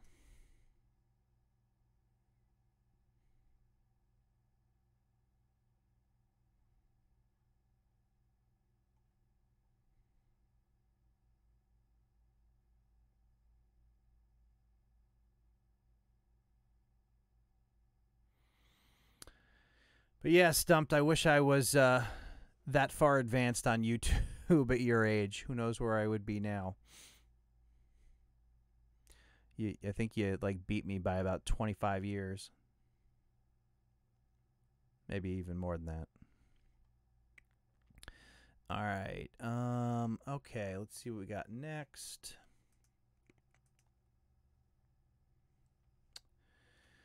All righty. So the next channel up is Keaton Walsh. So this is a common thing that people do, and it's not something that I would recommend doing, and that is putting all of these social media references in your channel art. When you're trying to grow a YouTube channel, you really want to focus everybody on YouTube, keep them on the platform, and try to grow your channel. In this case, we have, before I even know what your channel is about, you're trying to send people to Instagram, Twitter, and Snapchat. Then you got Instagram, Twitter, and Snapchat, and Discord, and Twitch. All these different things that are saying, hey, don't bother spending any time on my YouTube channel. Go to these other platforms. And that is not a good recipe for growth here on YouTube. You really want to keep everybody here and focused on your content. You want to identify what your content is about. And so far, nothing on your channel art is really going to tell people what you're doing here. 14-year-old who makes weekly videos for his channel. So I would really, if you just want to make videos and do it that way, then that's fine. I'm assuming by the fact that you've asked for a channel review here on Creator Fundamentals that you're interested in growth strategy and how you could possibly grow your channel quicker. So that is the premise by which I'm going to share the following information with you. In your description, you need to kind of come up with a theme or a focus or a niche on what you actually want to make videos about, and not just do random videos. Nor do you want to have an about section that just simply says, hey, I make videos. What do you make videos about? Your about section, your channel art should communicate to somebody who comes to your channel and explain to them why they should bother subscribing to your channel. That is what you're trying to communicate here in your description and in your channel art. So you have some opportunities here to kind of figure that out and focus your channel on that. If we look at your, I have no idea what that, I would avoid doing. This is kind of like, this is almost an exercise in how to make sure nobody can find your video by using all these funky characters to write braces. So that's something that I would probably avoid, unless this is some kind of, you know, strange thing that people would actually be searching for, and apparently it doesn't want to let me highlight that without actually clicking on it. But yeah, I would stick to normal words so people might actually be able to find your videos. So we have doing subscriber dares, life update, braces, dare me for 500 subscribers, 500 subscribers, YouTube shutting down, rant.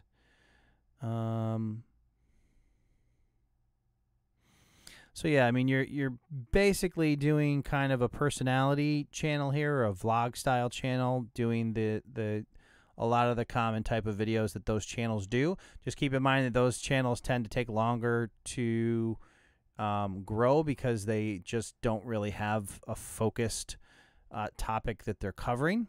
The more you can focus in on something, the more your subscribers, or somebody comes and subscribes to your channel for one reason and then they never see a video for that reason again, because you're making videos about anything and everything.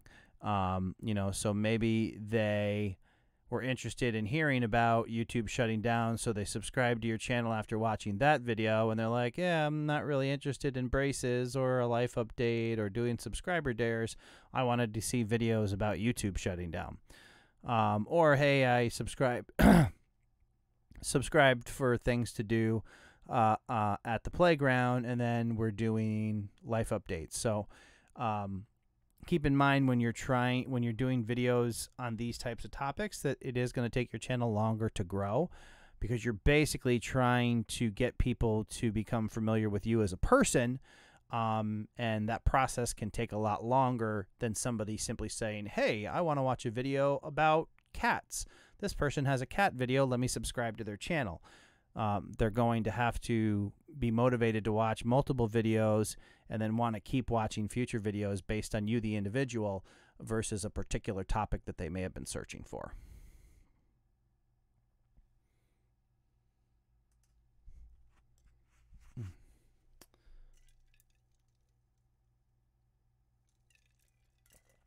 All right, let's see who is next here. Whittling our way through the list.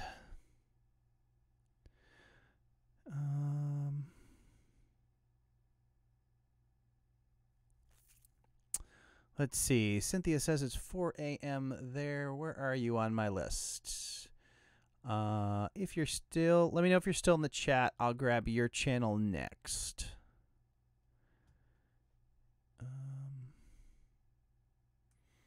And it's pretty much next anyway. One little variation, but if you're still in the chat, I will take a look at your channel. So let me know, Cynthia, if you are out there. We will look at your channel.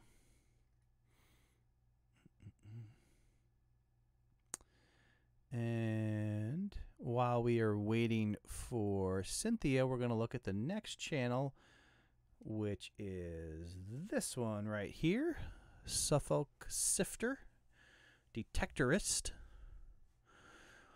All right, so the thing that jumps out about this channel, again, and this is a really common thing that people tend to do, that is all of this stuff going on in the channel art.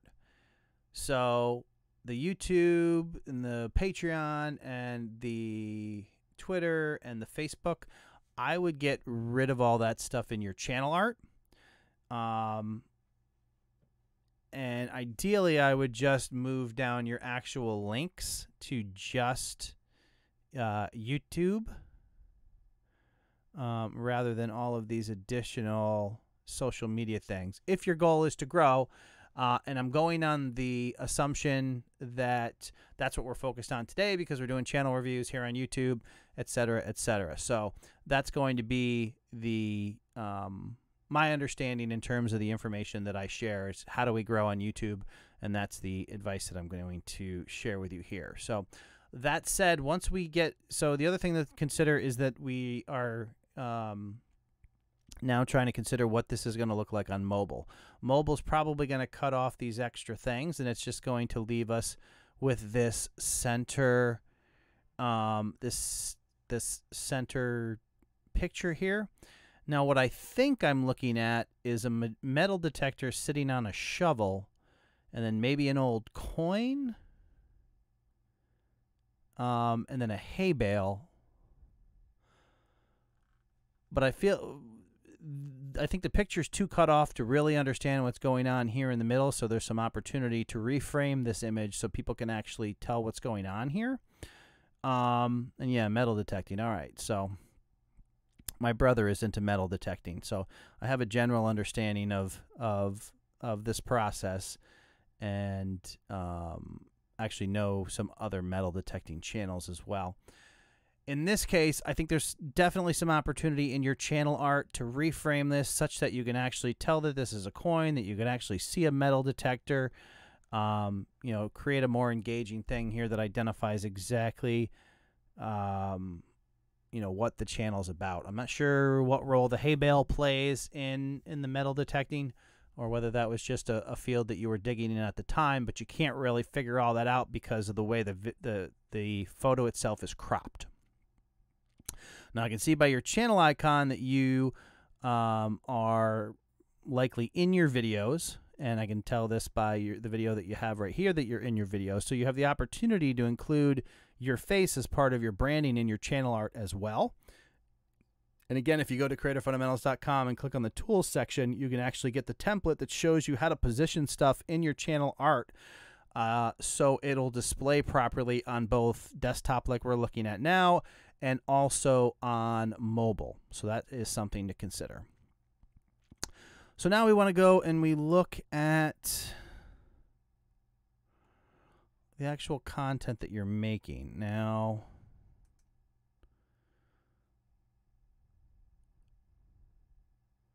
3 hours, 1 week, 1 week.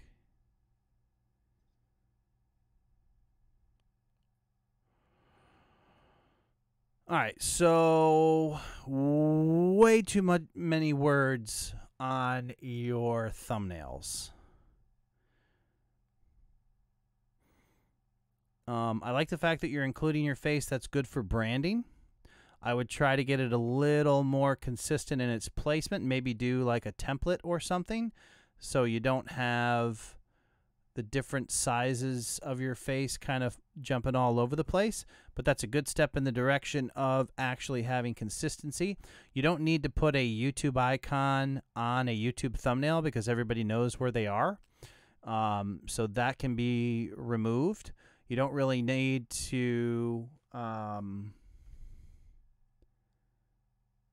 recap the whole title on your thumbnails as well. It looks like your most recent videos are actually live streams, I'm guessing. Let me just see what what we're actually dealing with here.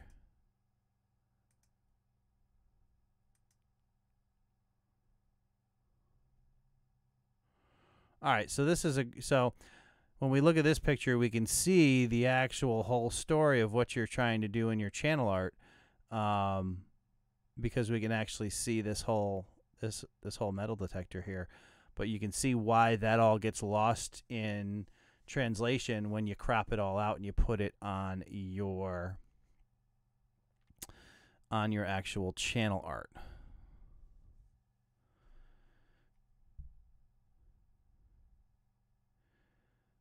So what I'm curious about here, let me look back.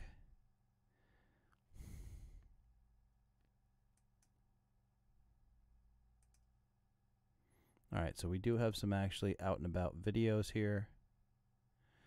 Right, all right, so this is the kind of content that I would expect to see the most. You know, actually going out and doing videos about finding stuff. It looks like the last, you had a couple live streams in a row without content in between, and you just recently moved to this style. I feel like you can definitely clear up a lot of this text. You don't need to restate the name of your channel on your thumbnail either. You have your face on there. That's plenty of branding for identifying that it's yours. And again, get rid of the YouTube. You'll be able to get rid of the Suffolk Sifter. You know, maybe you can include Q&A and show your find.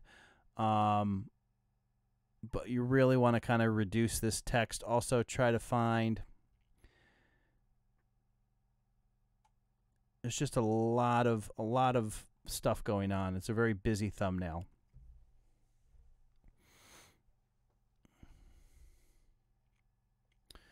And let's see how you got your home page displayed here. All right, so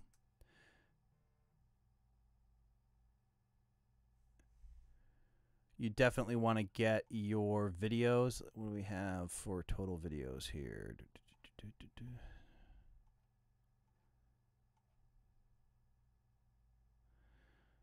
Definitely see you've been doing the live streams for a while. What I would, what do you got for playlists? Like video. Thank you for liking the live stream. Yeah, so you definitely have some playlists there, and you're not taking advantage of those playlists on your actual channel page here. You definitely want to hop in and customize your channel, and then go down to the bottom and click on Add Section, and then select Single Playlist, Horizontal Playlist, and get as many of your playlists displayed on your home page as possible. That way, when you do successfully drive somebody to your channel, they have a bunch of your content to look at on your page, and that is ultimately going to help them make a decision about whether or not your content interests them to the point of actually clicking the subscribe button to see future videos. So definitely get more content there. Rework your channel art here so you can actually get the important stuff on screen, i.e. being able to identify that these two sticks in the middle of the of the picture here are actually a metal detector and a shovel, because that paints a much different picture than what I'm seeing here. And also try to get some verbiage up here that actually identifies the type of content that you're going to be making on your channel. So that's what I would suggest in that case. And I think that'll help you a lot in kind of, you know, answering some questions that people might have when they come to your channel.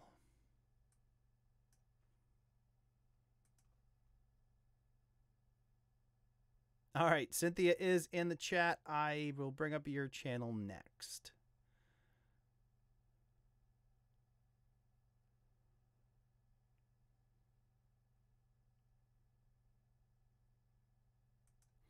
All right, Cynthia. Cynthia Gilly. New videos every week. Comment, like, and subscribe. So the one thing that I would say about just looking at your channel here without knowing anything else about it,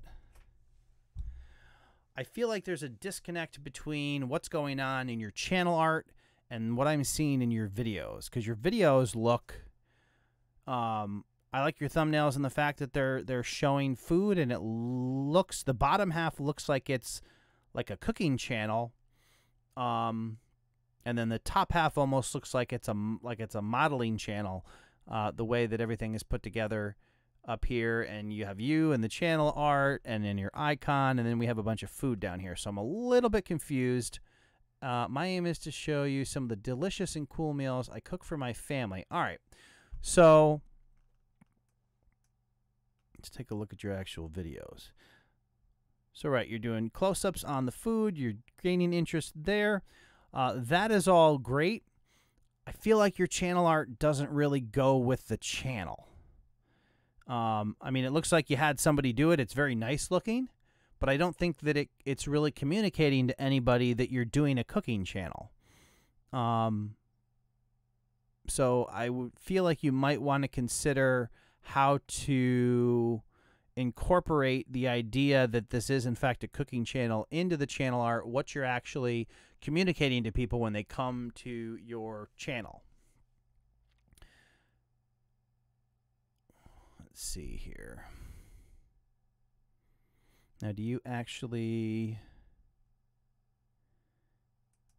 appear in your videos typically, or is it all close-ups of cooking? Okay, now I'm hungry. All right, so it looks like mostly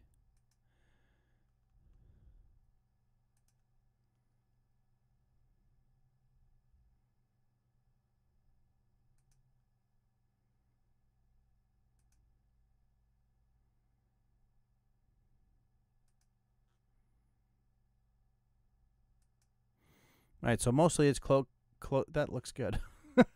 But yeah, clearly your channel is about cooking. You're basically showing the cooking in the videos as well. So as nice as your channel art is, and it looks like it's been professionally done, and you know, everything is well laid out and visible and easy to read, I feel like it doesn't really go with the type of content that you're making. So you might want to consider how you can actually create channel art that will actually communicate what the value that you're actually giving to people who come to your channel. And in this case, you are sharing these meals with them, and you don't really get that by the way this is all configured now. Also, it looks like you are hiding your subscriber count. I honestly don't even know why YouTube makes it an option to hide your subscriber count, nor do I really understand why anybody does. Typically, the only people who hide a subscriber count are people who have a low subscriber count, but they don't want other people to know they have a low subscriber count, so they hide it. But everybody else who doesn't hide their subscriber count knows the only people who don't hide. Nobody with a bunch of, 10,000 subscribers hides their subscriber count. So I don't recommend hiding your subscriber count. I think it's better to display it. I mean, you can do whatever you want on your channel, but I feel like you have a greater opportunity to connect with other people of a similar channel size by sharing that with other people, and I think that can help you grow by joining, Facebook groups and things like that. Creator Fundamentals has a Facebook group that you can join as well, and I'll throw a link to the Facebook group in the chat. Good opportunity to interact with other channels who are in a similar point in the process as you might be, that can really help you, understand how to continue to grow your channel and move it forward. So for that reason, I don't recommend hiding the subscriber count. I think it can actually be more to your benefit if it's displayed. Just display it and own it, and work on growing your channel that way. And stop. And again, the opportunity here, let's see, playlist. You want to get some playlists created. How many total videos are you working on right now?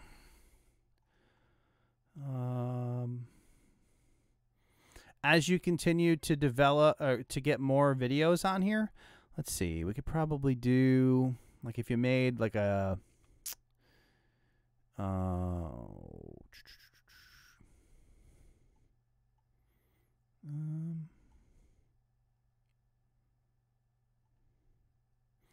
yeah, as you continue to get more videos, I would try to make as many playlists as you can get these organized into.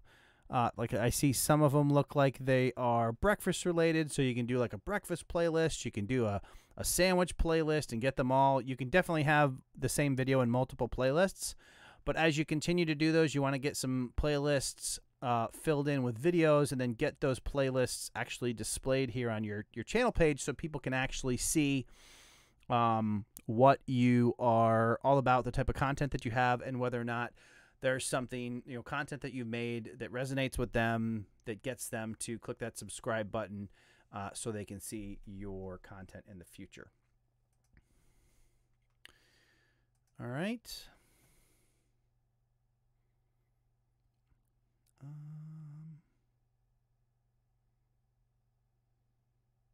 And thank you for hanging out with us till 4:20 in the morning in Ireland.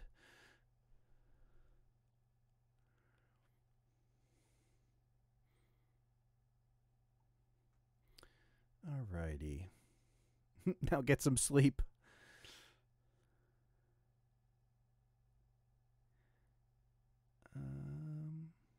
All right, here.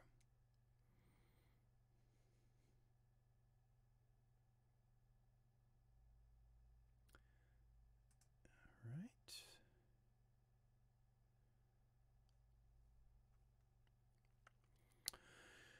Got a few more channels in the list here.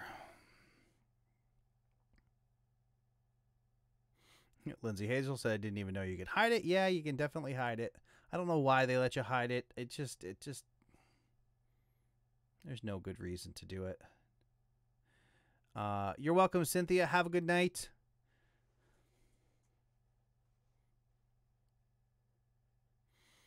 Alrighty, and okay, so the next channel up. Get this back to the top. Next channel up is Dilly Dally Kids. Dilly Dally Kids Have More Fun. I believe this is like a family vlog. As I recall, last time we looked at a family of 4, 2 kids, having more fun. Awesome. Now, did you used to have...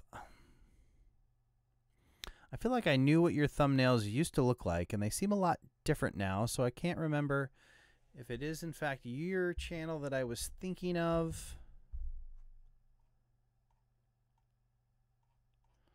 Now I got to scroll back and look. Did you ever? It doesn't seem like you ever did. I don't remember who...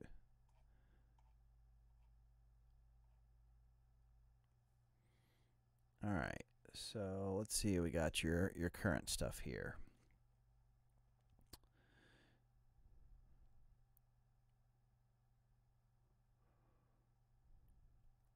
All right, so the one thing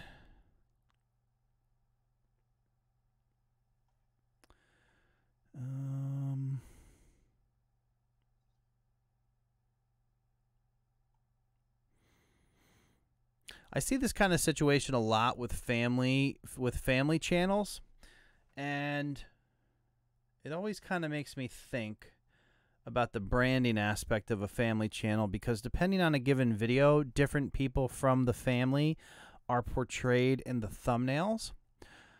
So I feel like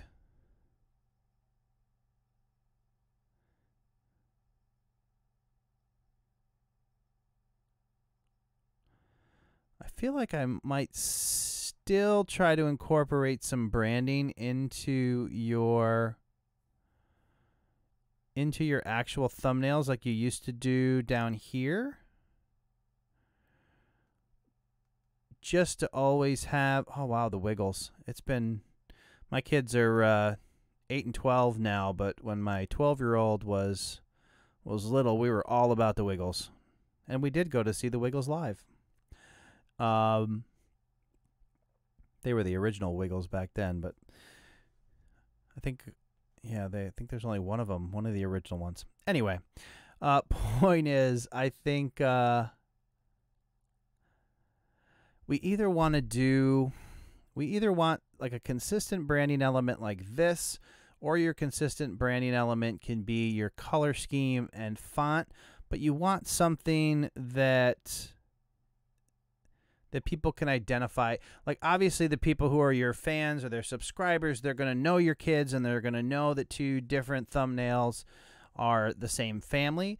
But like this picture right here, where it's kind of a zoomed out version of you and your kids, is somebody going to know that, you know, this thumbnail is the same as, you know, coming from the same channel as this thumbnail.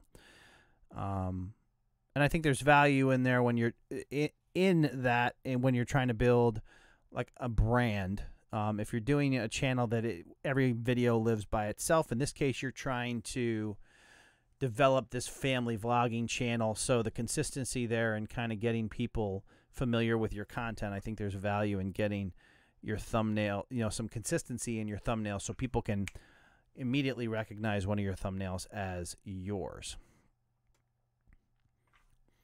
And I'm not even sure if you are still in the chat, Steph. Not sure, but in any event, that would be the one thought on where your thumbnails are now. And I would also try to avoid, this looks like it might be maybe text from an existing logo or something, but I would avoid really teeny tiny text like the Playmobil up here. Stuff that's really kind of hard to read. I would be more apt to just get closer in on the Playmobil itself. So people who are looking for Playmobil are pretty iconic in how they're designed. I loved them as a kid. But if you had that a little bit closer, you'd be able to see it was Playmobil, and you probably wouldn't have to worry about adding a Playmobil logo and that sort of thing. I do feel like you've changed your channel art since the last time we saw, and I do think that'll fit in mobile, so that's good. You explain what you're kind of doing. Let's see, content-wise. And when I look at descriptions, my thought is always to try to lead, like have your opening line be the headline in terms of the type of content that you make. So I might do, you know, subscribe for weekly videos about, you know, from cool science experiments to trending challenges in games, and then go into the backstory. Hey, we're dilly-dally kids. Is my, you know, Eli and Riley. And then go into that whole backstory after that. Just so if somebody's just trying to quickly understand what you're doing, they get it in the, you know, in the headline, and they don't have to dig in to find it. If they're interested in digging in and finding more of the story, then that supporting information is, you know, included in the description, but it happens after the headline. All right, and how are we doing on playlists? Playlists are great. You got all your playlists. And this is what we're talking about when we talk about listing all our playlists out and getting descriptions on our playlists. You'll see you have a playlist. You have a full description, which you can do on the playlist page by hitting the little gear, get that all filled out. But then you have somebody comes to your channel link and they can just scroll and they're seeing a ton of your thumbnails. And for the most part, these are really great thumbnails. I mean, they're eye-catching. And I think with just a few little tweaks, they'll be a little bit more brand. Like when both kids are on them, it's real easy. Or all three of you are on the thumbnails, it's real easy to understand the branding. Just some of them kind of veer off a little bit to the point where it's a little bit harder to tell. But some of these are just like really nice looking thumbnails. And I think you can, like in this example, really nice looking thumbnail captures your attention, and you still have the opportunity to get your branding in there without disrupting that whole thing. All right. So I think we are good on that, Dilly Dally kids.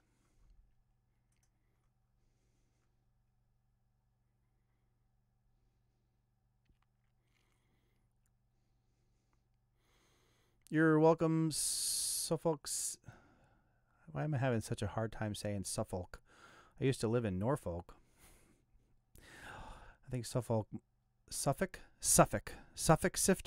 It's probably the proper way. I don't know why I'm struggling with that. Suffolk Sifter Detectorist. Anyway, you're welcome. For the, it's 11:30 at night. You know, I know it's like 4 o'clock where you are, but I'm the one talking and not doing a good job of it at this point. All right, and let's try to power through what we got left here. And that one's good.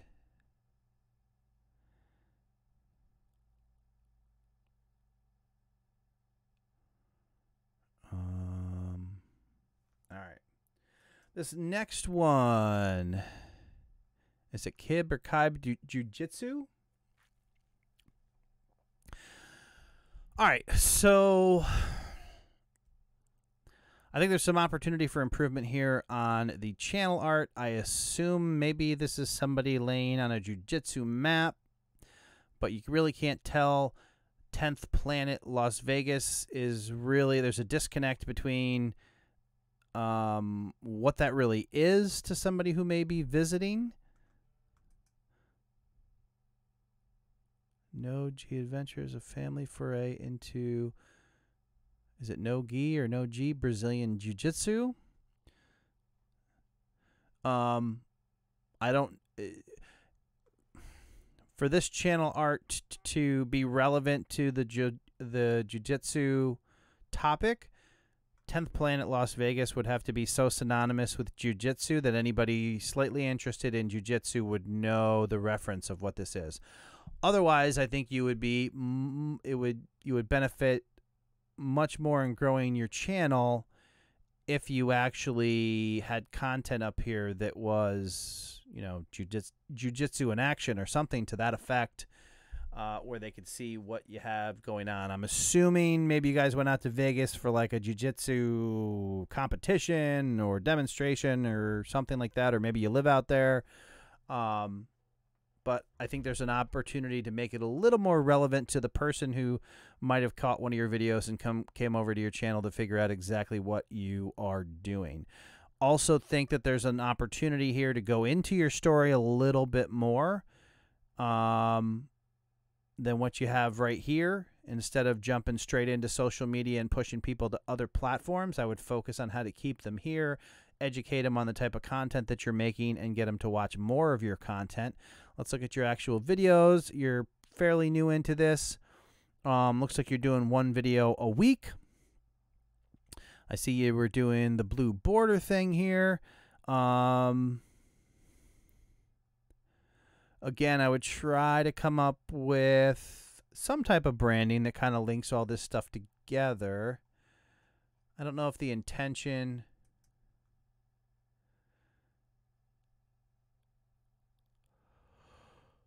in your channel art was to have more of that present. But again, if you go to Creator Fundamentals and click on Tools, you can download that template, and that'll show you how to get everything aligned so it actually displays the way you want it to in both the desktop like this and also on mobile device.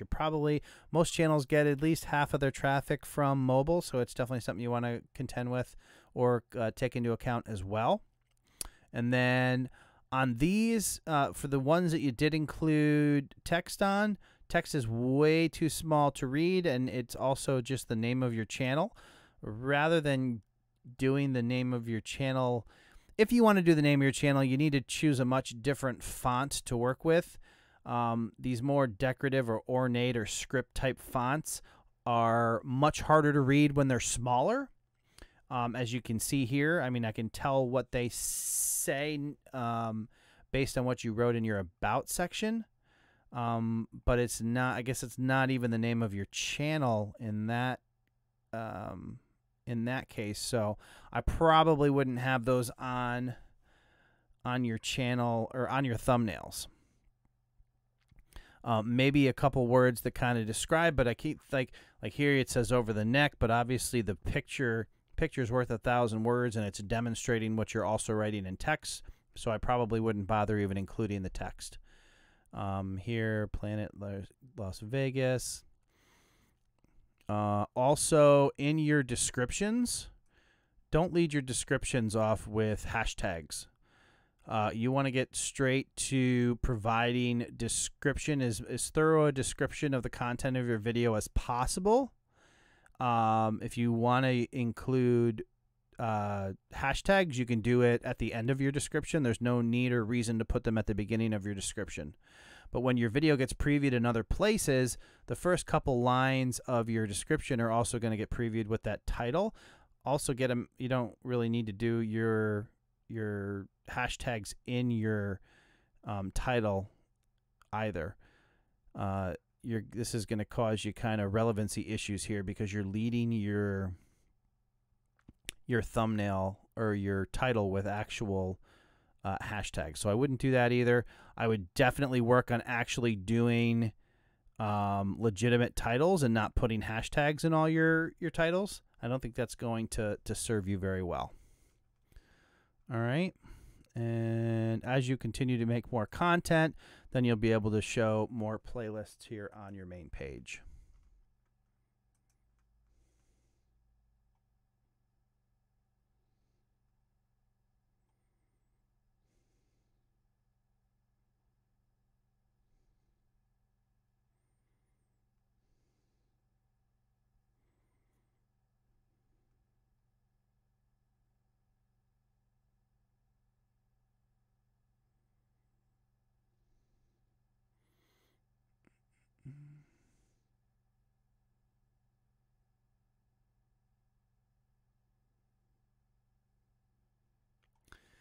All righty.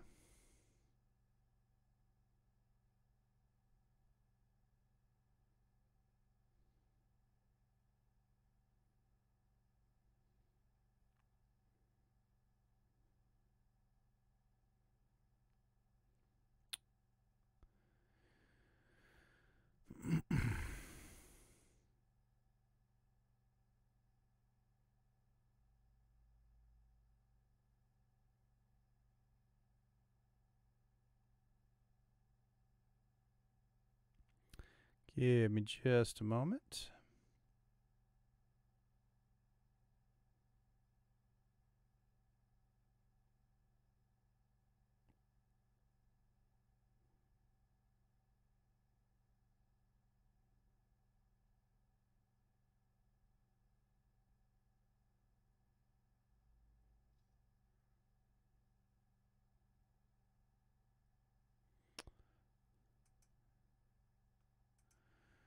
All right, here.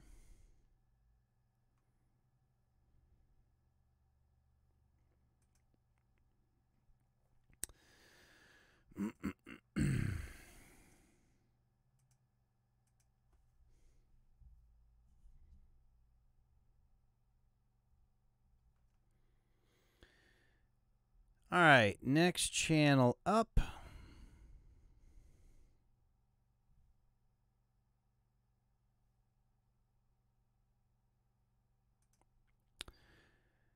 is JBiz Gaming. All right, so in this case, your channel name indicates that your channel is about gaming, so we have that going for it. There is some opportunity within gaming itself to provide a little more clarity into the actual type of content that you are sharing here. Welcome, JBiz Gaming, new to YouTube, uploading. Again, on your description, I would lead with what you're offering to people. So I would do serious, funny, and downright comedian side of gaming, something to that effect. As your leading line in your description, tell people exactly what is in it for them and why they should consider subscribing to your channel. And then you can get into the backstory and the detail, and you might even consider providing some additional insight in your channel art as well. It looks like your icon and your channel art, slightly different styles there. See what we're doing in the thumbnails themselves.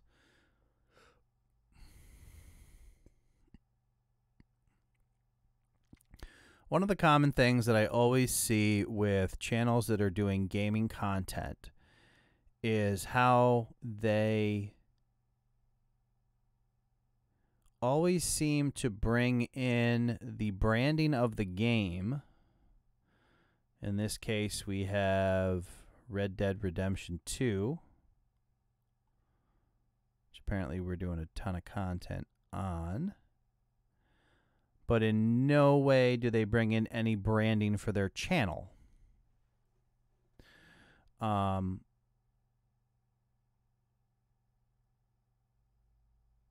I think that your channel is equally, if not more important, in the content that you're making on YouTube to have people become familiar with your channel.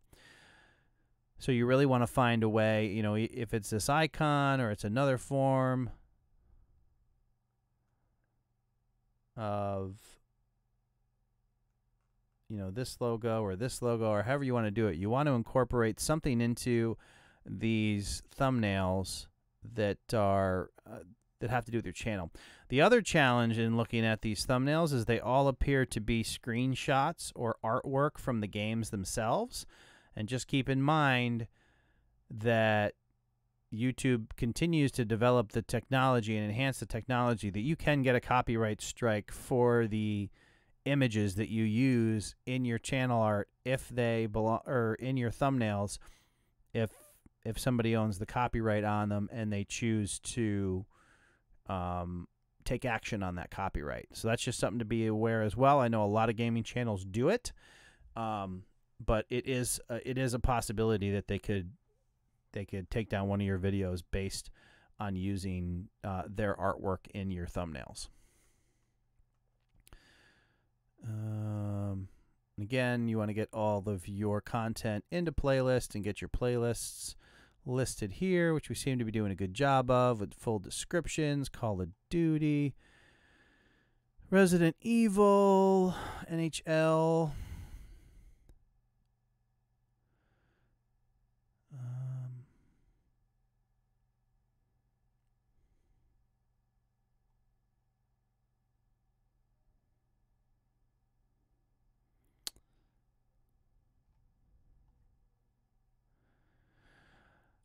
Generally speaking, I think that the type of game, the type of gaming that you're doing is a little bit wide in scope, from Batman to Call of Duty to NHL. You could run into some problems with, you know, some subscribers expecting, you know, maybe Red Dead Redemption and seeing hockey, or vice versa. Maybe somebody subscribed when you were on an NHL kick and then you stopped making videos on that, and now you're doing Red Redemption. So you got to kind of also think about that. Even though you are doing gaming, not everybody plays all the same games, and simply calling it gaming and doing whatever game that you want. I mean, it's your channel. Ultimately, you can do that, but if you're want to be focused on a growth strategy and how to grow your channel faster, those are the kind of things you have to consider. Maybe only doing content on a genre of gaming and not jumping, from NHL to Call of Duty to Red Redemption. There's some Fortnite in there. Just something that you have to keep in mind.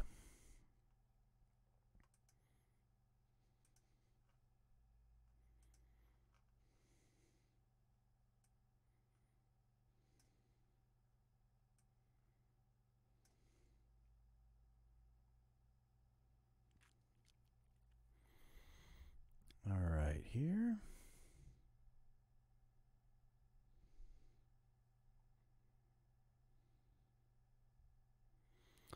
All right, and we are getting there. Really close.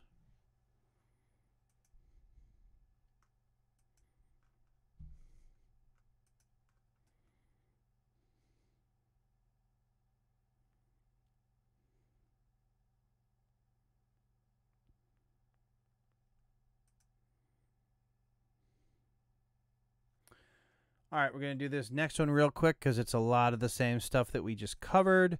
This one is Vital X Ryan. Again, trying to grow a YouTube channel, relatively just starting out. Lose the social media references in your channel art. Also, if you're trying to grow a brand on YouTube, I would try to get consistent names and Instagram or in your other social media, but for the purpose of growing your YouTube channel, I would definitely try to eliminate those completely and focus on YouTube itself. Come and join the gang. Just a fun gamer here having a good time. Again, you're asking for a channel review, so I'm making the assumption that you want to learn how to grow on YouTube. And what just happened? This has become a new trend where people literally are changing their channel while I'm trying to do a channel review. Yeah, I don't even know where to go with that one at this point. But in any event, it's now a different channel art. Looking at the videos, you got to come up with some type of branding for your channel. Try to incorporate that into your channel or your thumbnail so people can understand that they are from your channel, and then have some consistency in terms of the type of content that you're covering. Brawl Stars, Warframe, best paladin player. Yeah. Figure out what you want your channel about, what you're going to make content about, and then go from there. And as you continue to make more content, get those playlists listed on your main page.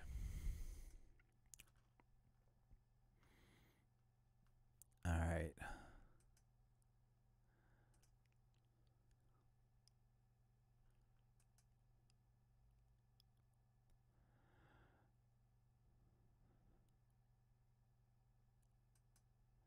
All right, so I want to show you this next channel.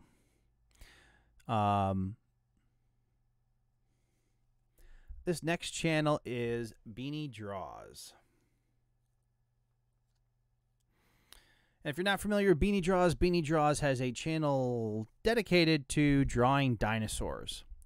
As you can see, he's a very talented artist. Checking out his channel art, there's a very clear picture of exactly what he is doing content-wise, creating a better world one drawing at a time.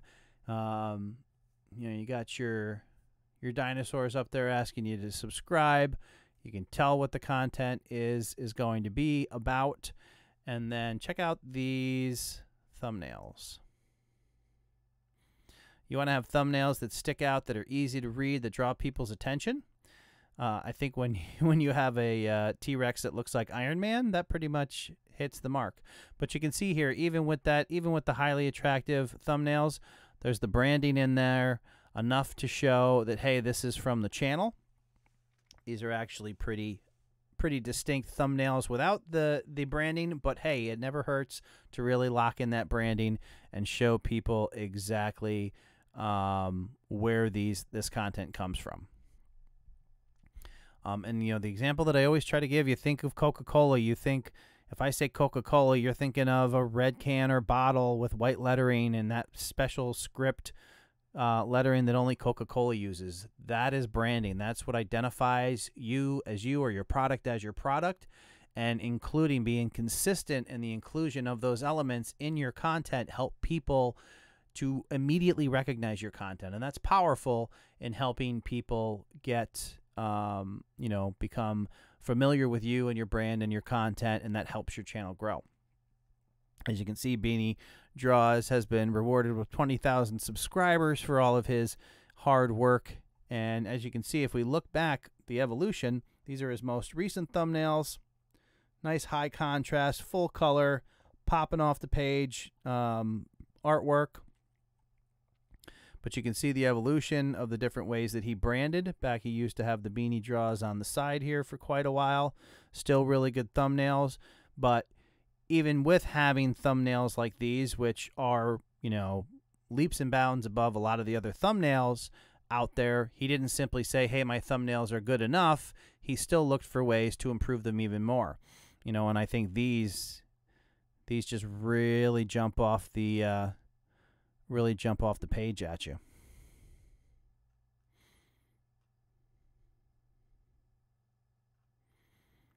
And commercial.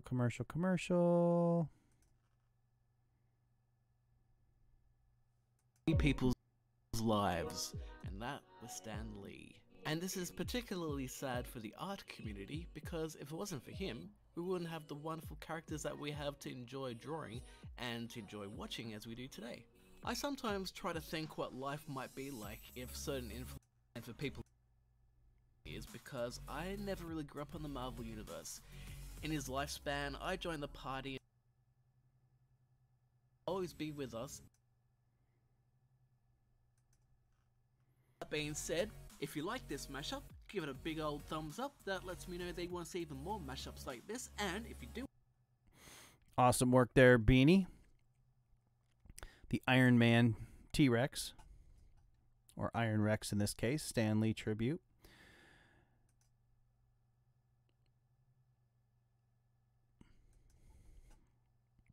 But yeah, digging the new thumbnails, easy to read, high contrast. So even though, and this is a good example, even though there is some smaller text on these, because it's high contrast, because it's blocky, bold letters, you can still read the smaller text. What you want to avoid is really like scripty kind of text that has a lot of intricate design to it that just looks horrible when it's small. You know, you have the opportunity, and here it's minimal text. It's 4 words, 4 words, 4 words. You don't want to put a paragraph on your thumbnails because nobody's going to read that. You really got to get a message communicated as quickly as possible. So definitely wanted to show you his channel and what's possible. And, you know, if you think you're doing a good job, there's always room to get better. All right.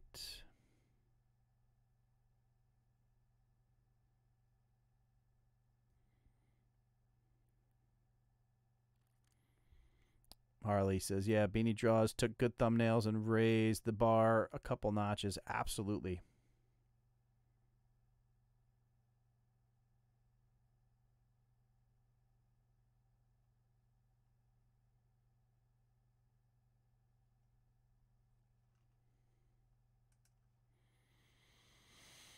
All right, here.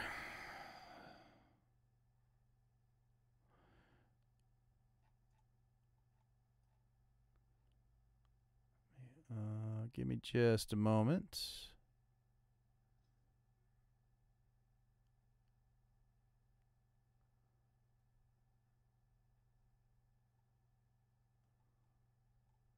What happened?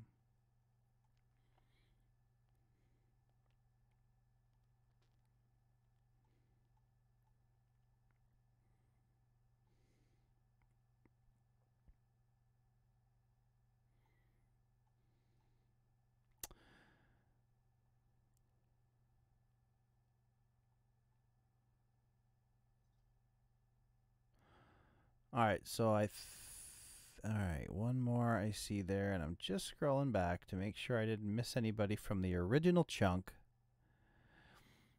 You know, I'm convinced like I told you, every time I have a live stream, I always lose a handful of subscribers. And I always think about it. It's the people who come into the live stream late and then try to get in the channel review queue and don't, and then decide to unsubscribe to the channel because they didn't get their channel's review. But the live streams start at 9 p.m. Eastern every Wednesday. So if you definitely want to get into the mix on channel reviews, I definitely recommend getting here early, because I'm just one person. I can't do 100 channel reviews in a night. But I always see people that come in at like the last hour and they don't want to engage or join in the conversation. They just want me to look at their channel and get their channel on the screen. And unfortunately, by that time, there's already a dozen channels that are in the queue. All right, so I just wanted to go back and make sure that I didn't miss any. I have one more channel on my list. All right, so the last channel that's on my list, and again, when I asked for channel reviews in the beginning, it was to tag Creative Fundamentals and leave your channel list, and those were the ones that made it onto the list in the beginning, and I think I did 12 or 13 of those. So this is the last one that was on that list, and this is I Declare Tsunami with Jane and George. The bizarre variety comedy show you didn't know you needed, making waves on Tsunami Thursdays. The first thing that jumps out on this channel is we have blue and white up here, and then we jump into a whole different color scheme going on down here.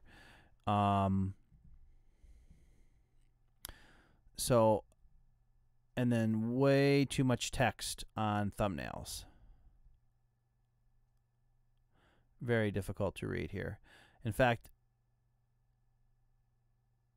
there may be more text on the thumbnail than there is in the title, which you definitely don't want to go for. Let's see. Let's look at your videos. I would try to find some consistency in the style. Like you have the half thing up here, and then this angle here, and then the top bar. So I don't know if, let's look at your playlist and see if there's like a rhyme or reason to that I'm not seeing.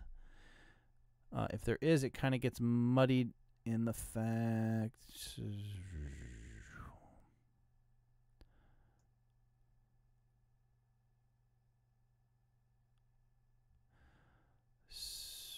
I just want to look at. Yeah, okay. So it's not even by playlist.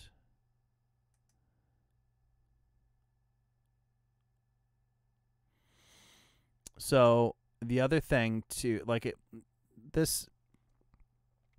we had a conversation earlier about green screens. If you can see in this is a green screen background.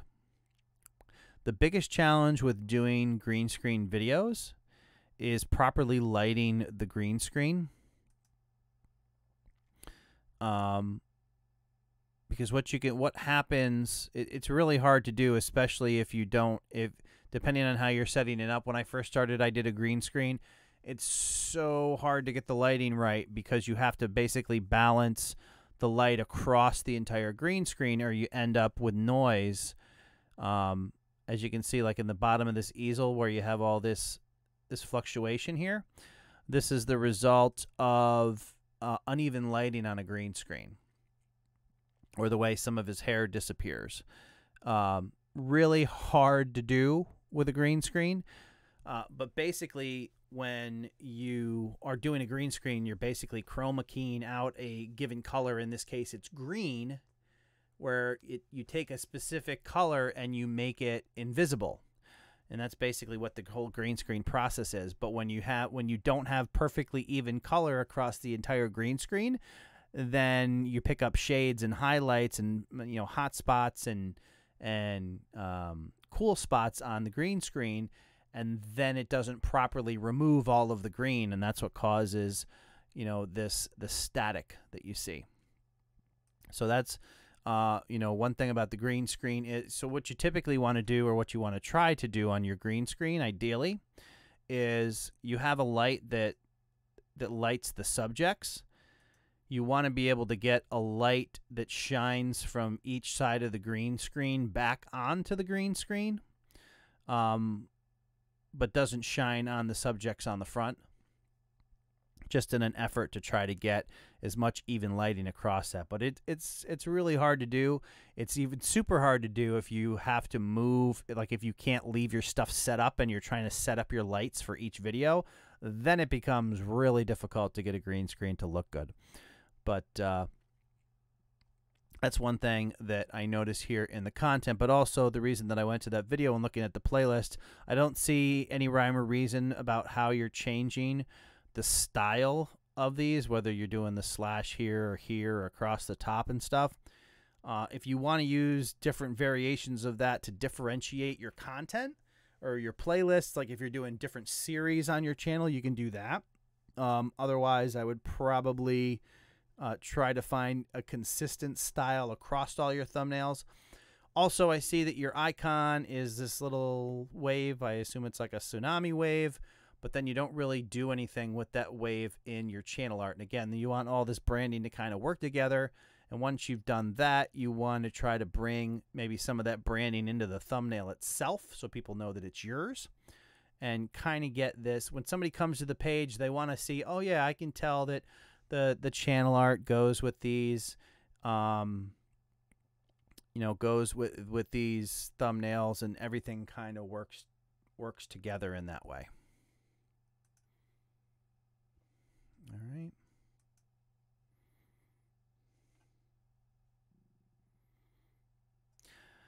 All right, so I see a couple people asking how they get a channel review. The best way to get a channel review is to get here earlier in the live stream. We've probably done about, I think it was 13 channel reviews so far.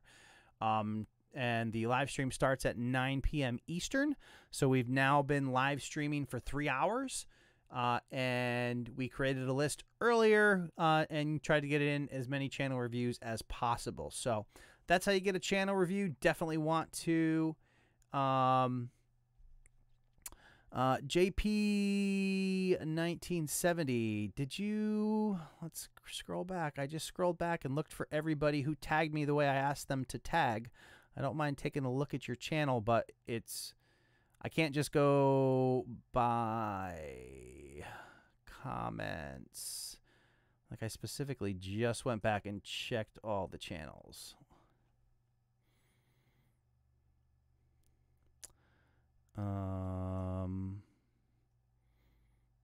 So I'm not sure if you did that and I somehow missed yours.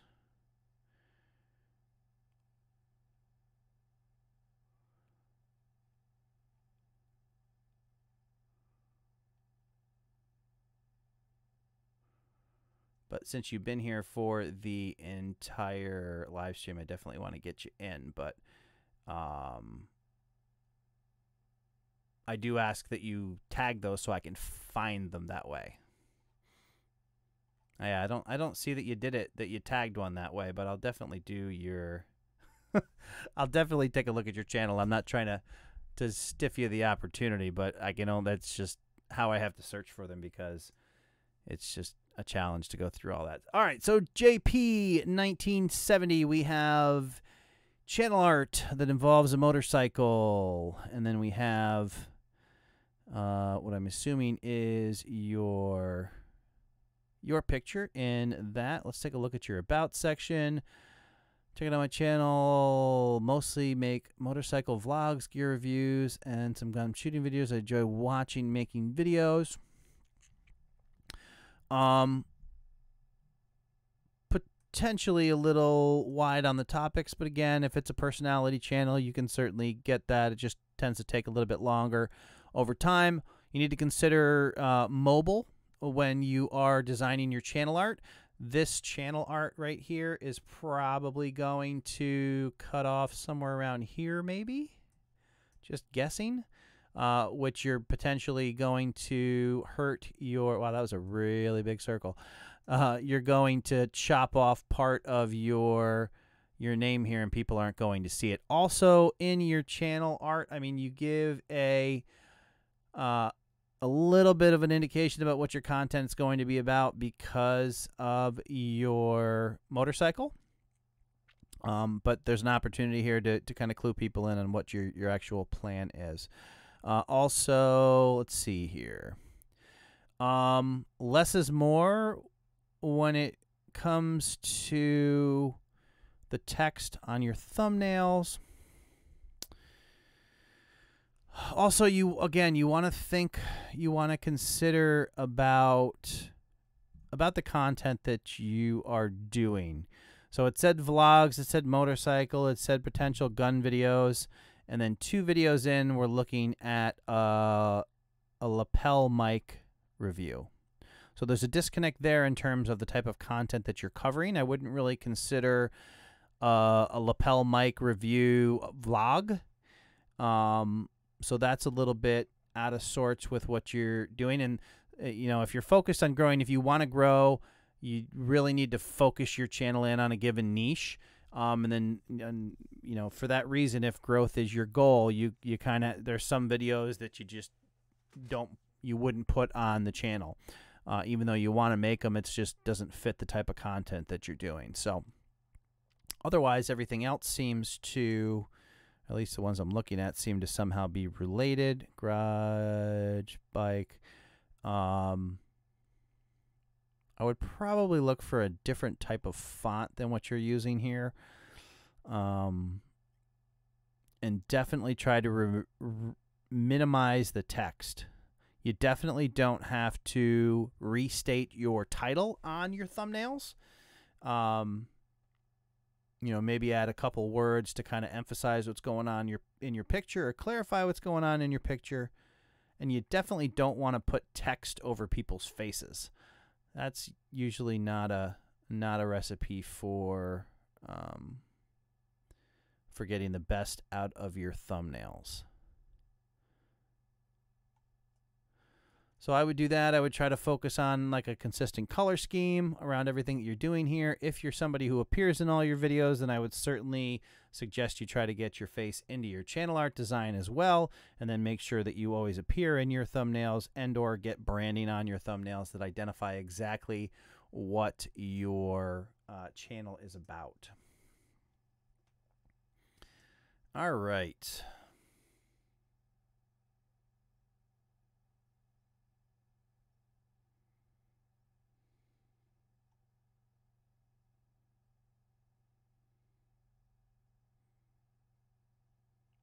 I declare, okay, we are looking for a top-down light for the green screen. Film room is small, and I think is reflecting on us from the side lights. If anyone knows where to get those lights, I appreciate it.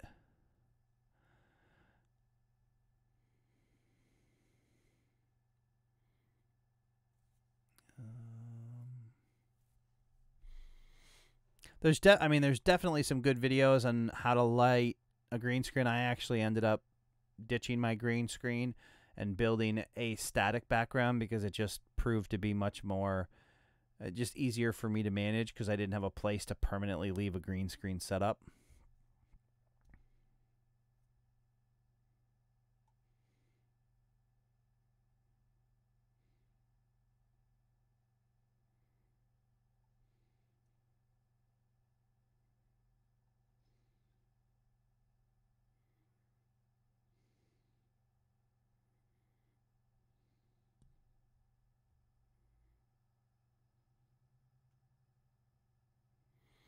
All right, so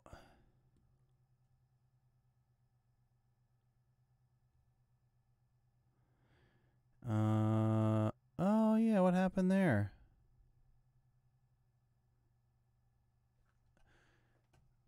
Wonder when I did that. Let's see here.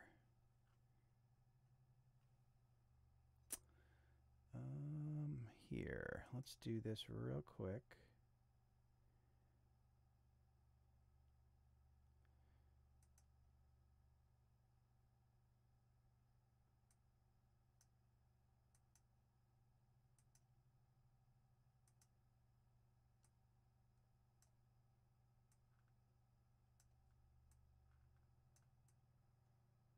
That's bizarre.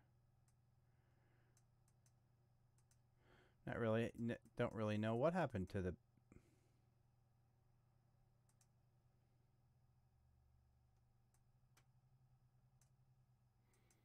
My patron ticker just lost its mind. Anywho, what are you gonna do? All right.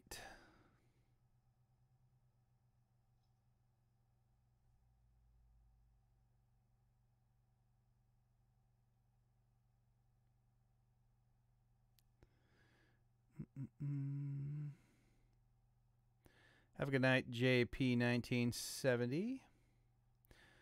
All right.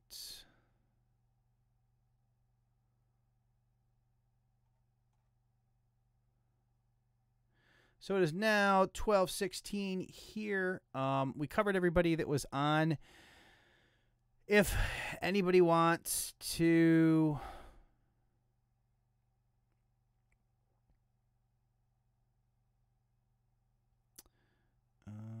let's see.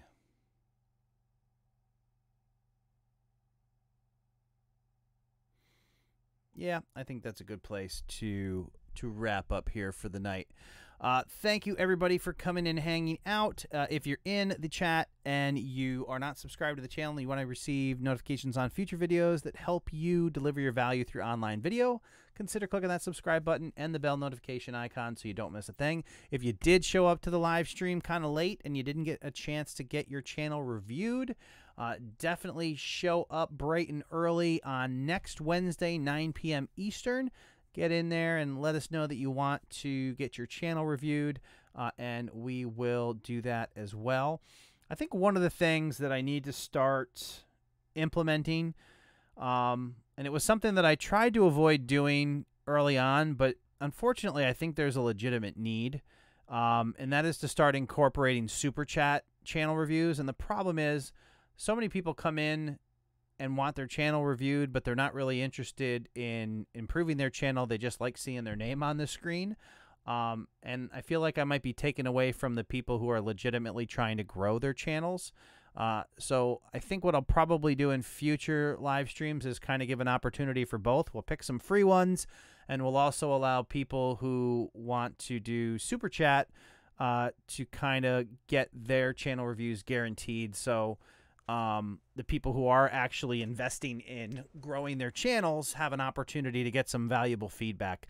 To be quite honest, when I started growing this channel, I went into live streams regularly and submitted Super Chats for the purpose of getting my channel reviewed and being seen, or having those people look at my channel and give me some feedback that I could use and implement. So I originally tried it without it, but I think that there's just so many people who come in and they want their channel reviewed. They don't even want to talk to people in the chat. They just come in for their channel review to hear their name said out loud. And then when it doesn't happen, they get all angry and leave. But, you know, what are you going to do? I figure if I mix in a little bit of both, then those people who are, you know, are truly trying to get stuff done have the opportunity to get in there above some of the noise. So we'll do that next time.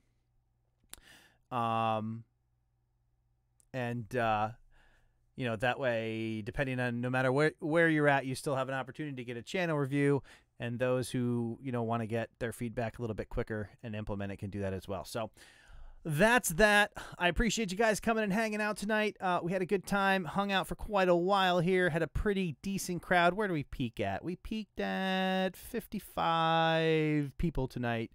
So it was a pretty good time. Everybody that's in the U.S. that is celebrating Thanksgiving, happy Thanksgiving to everyone. You know, and we will, I don't think there's anything that'll stop us from getting together next Wednesday, 9 p.m. Eastern. So I'll see you then. Take care, everybody. Happy Thanksgiving. See you next time.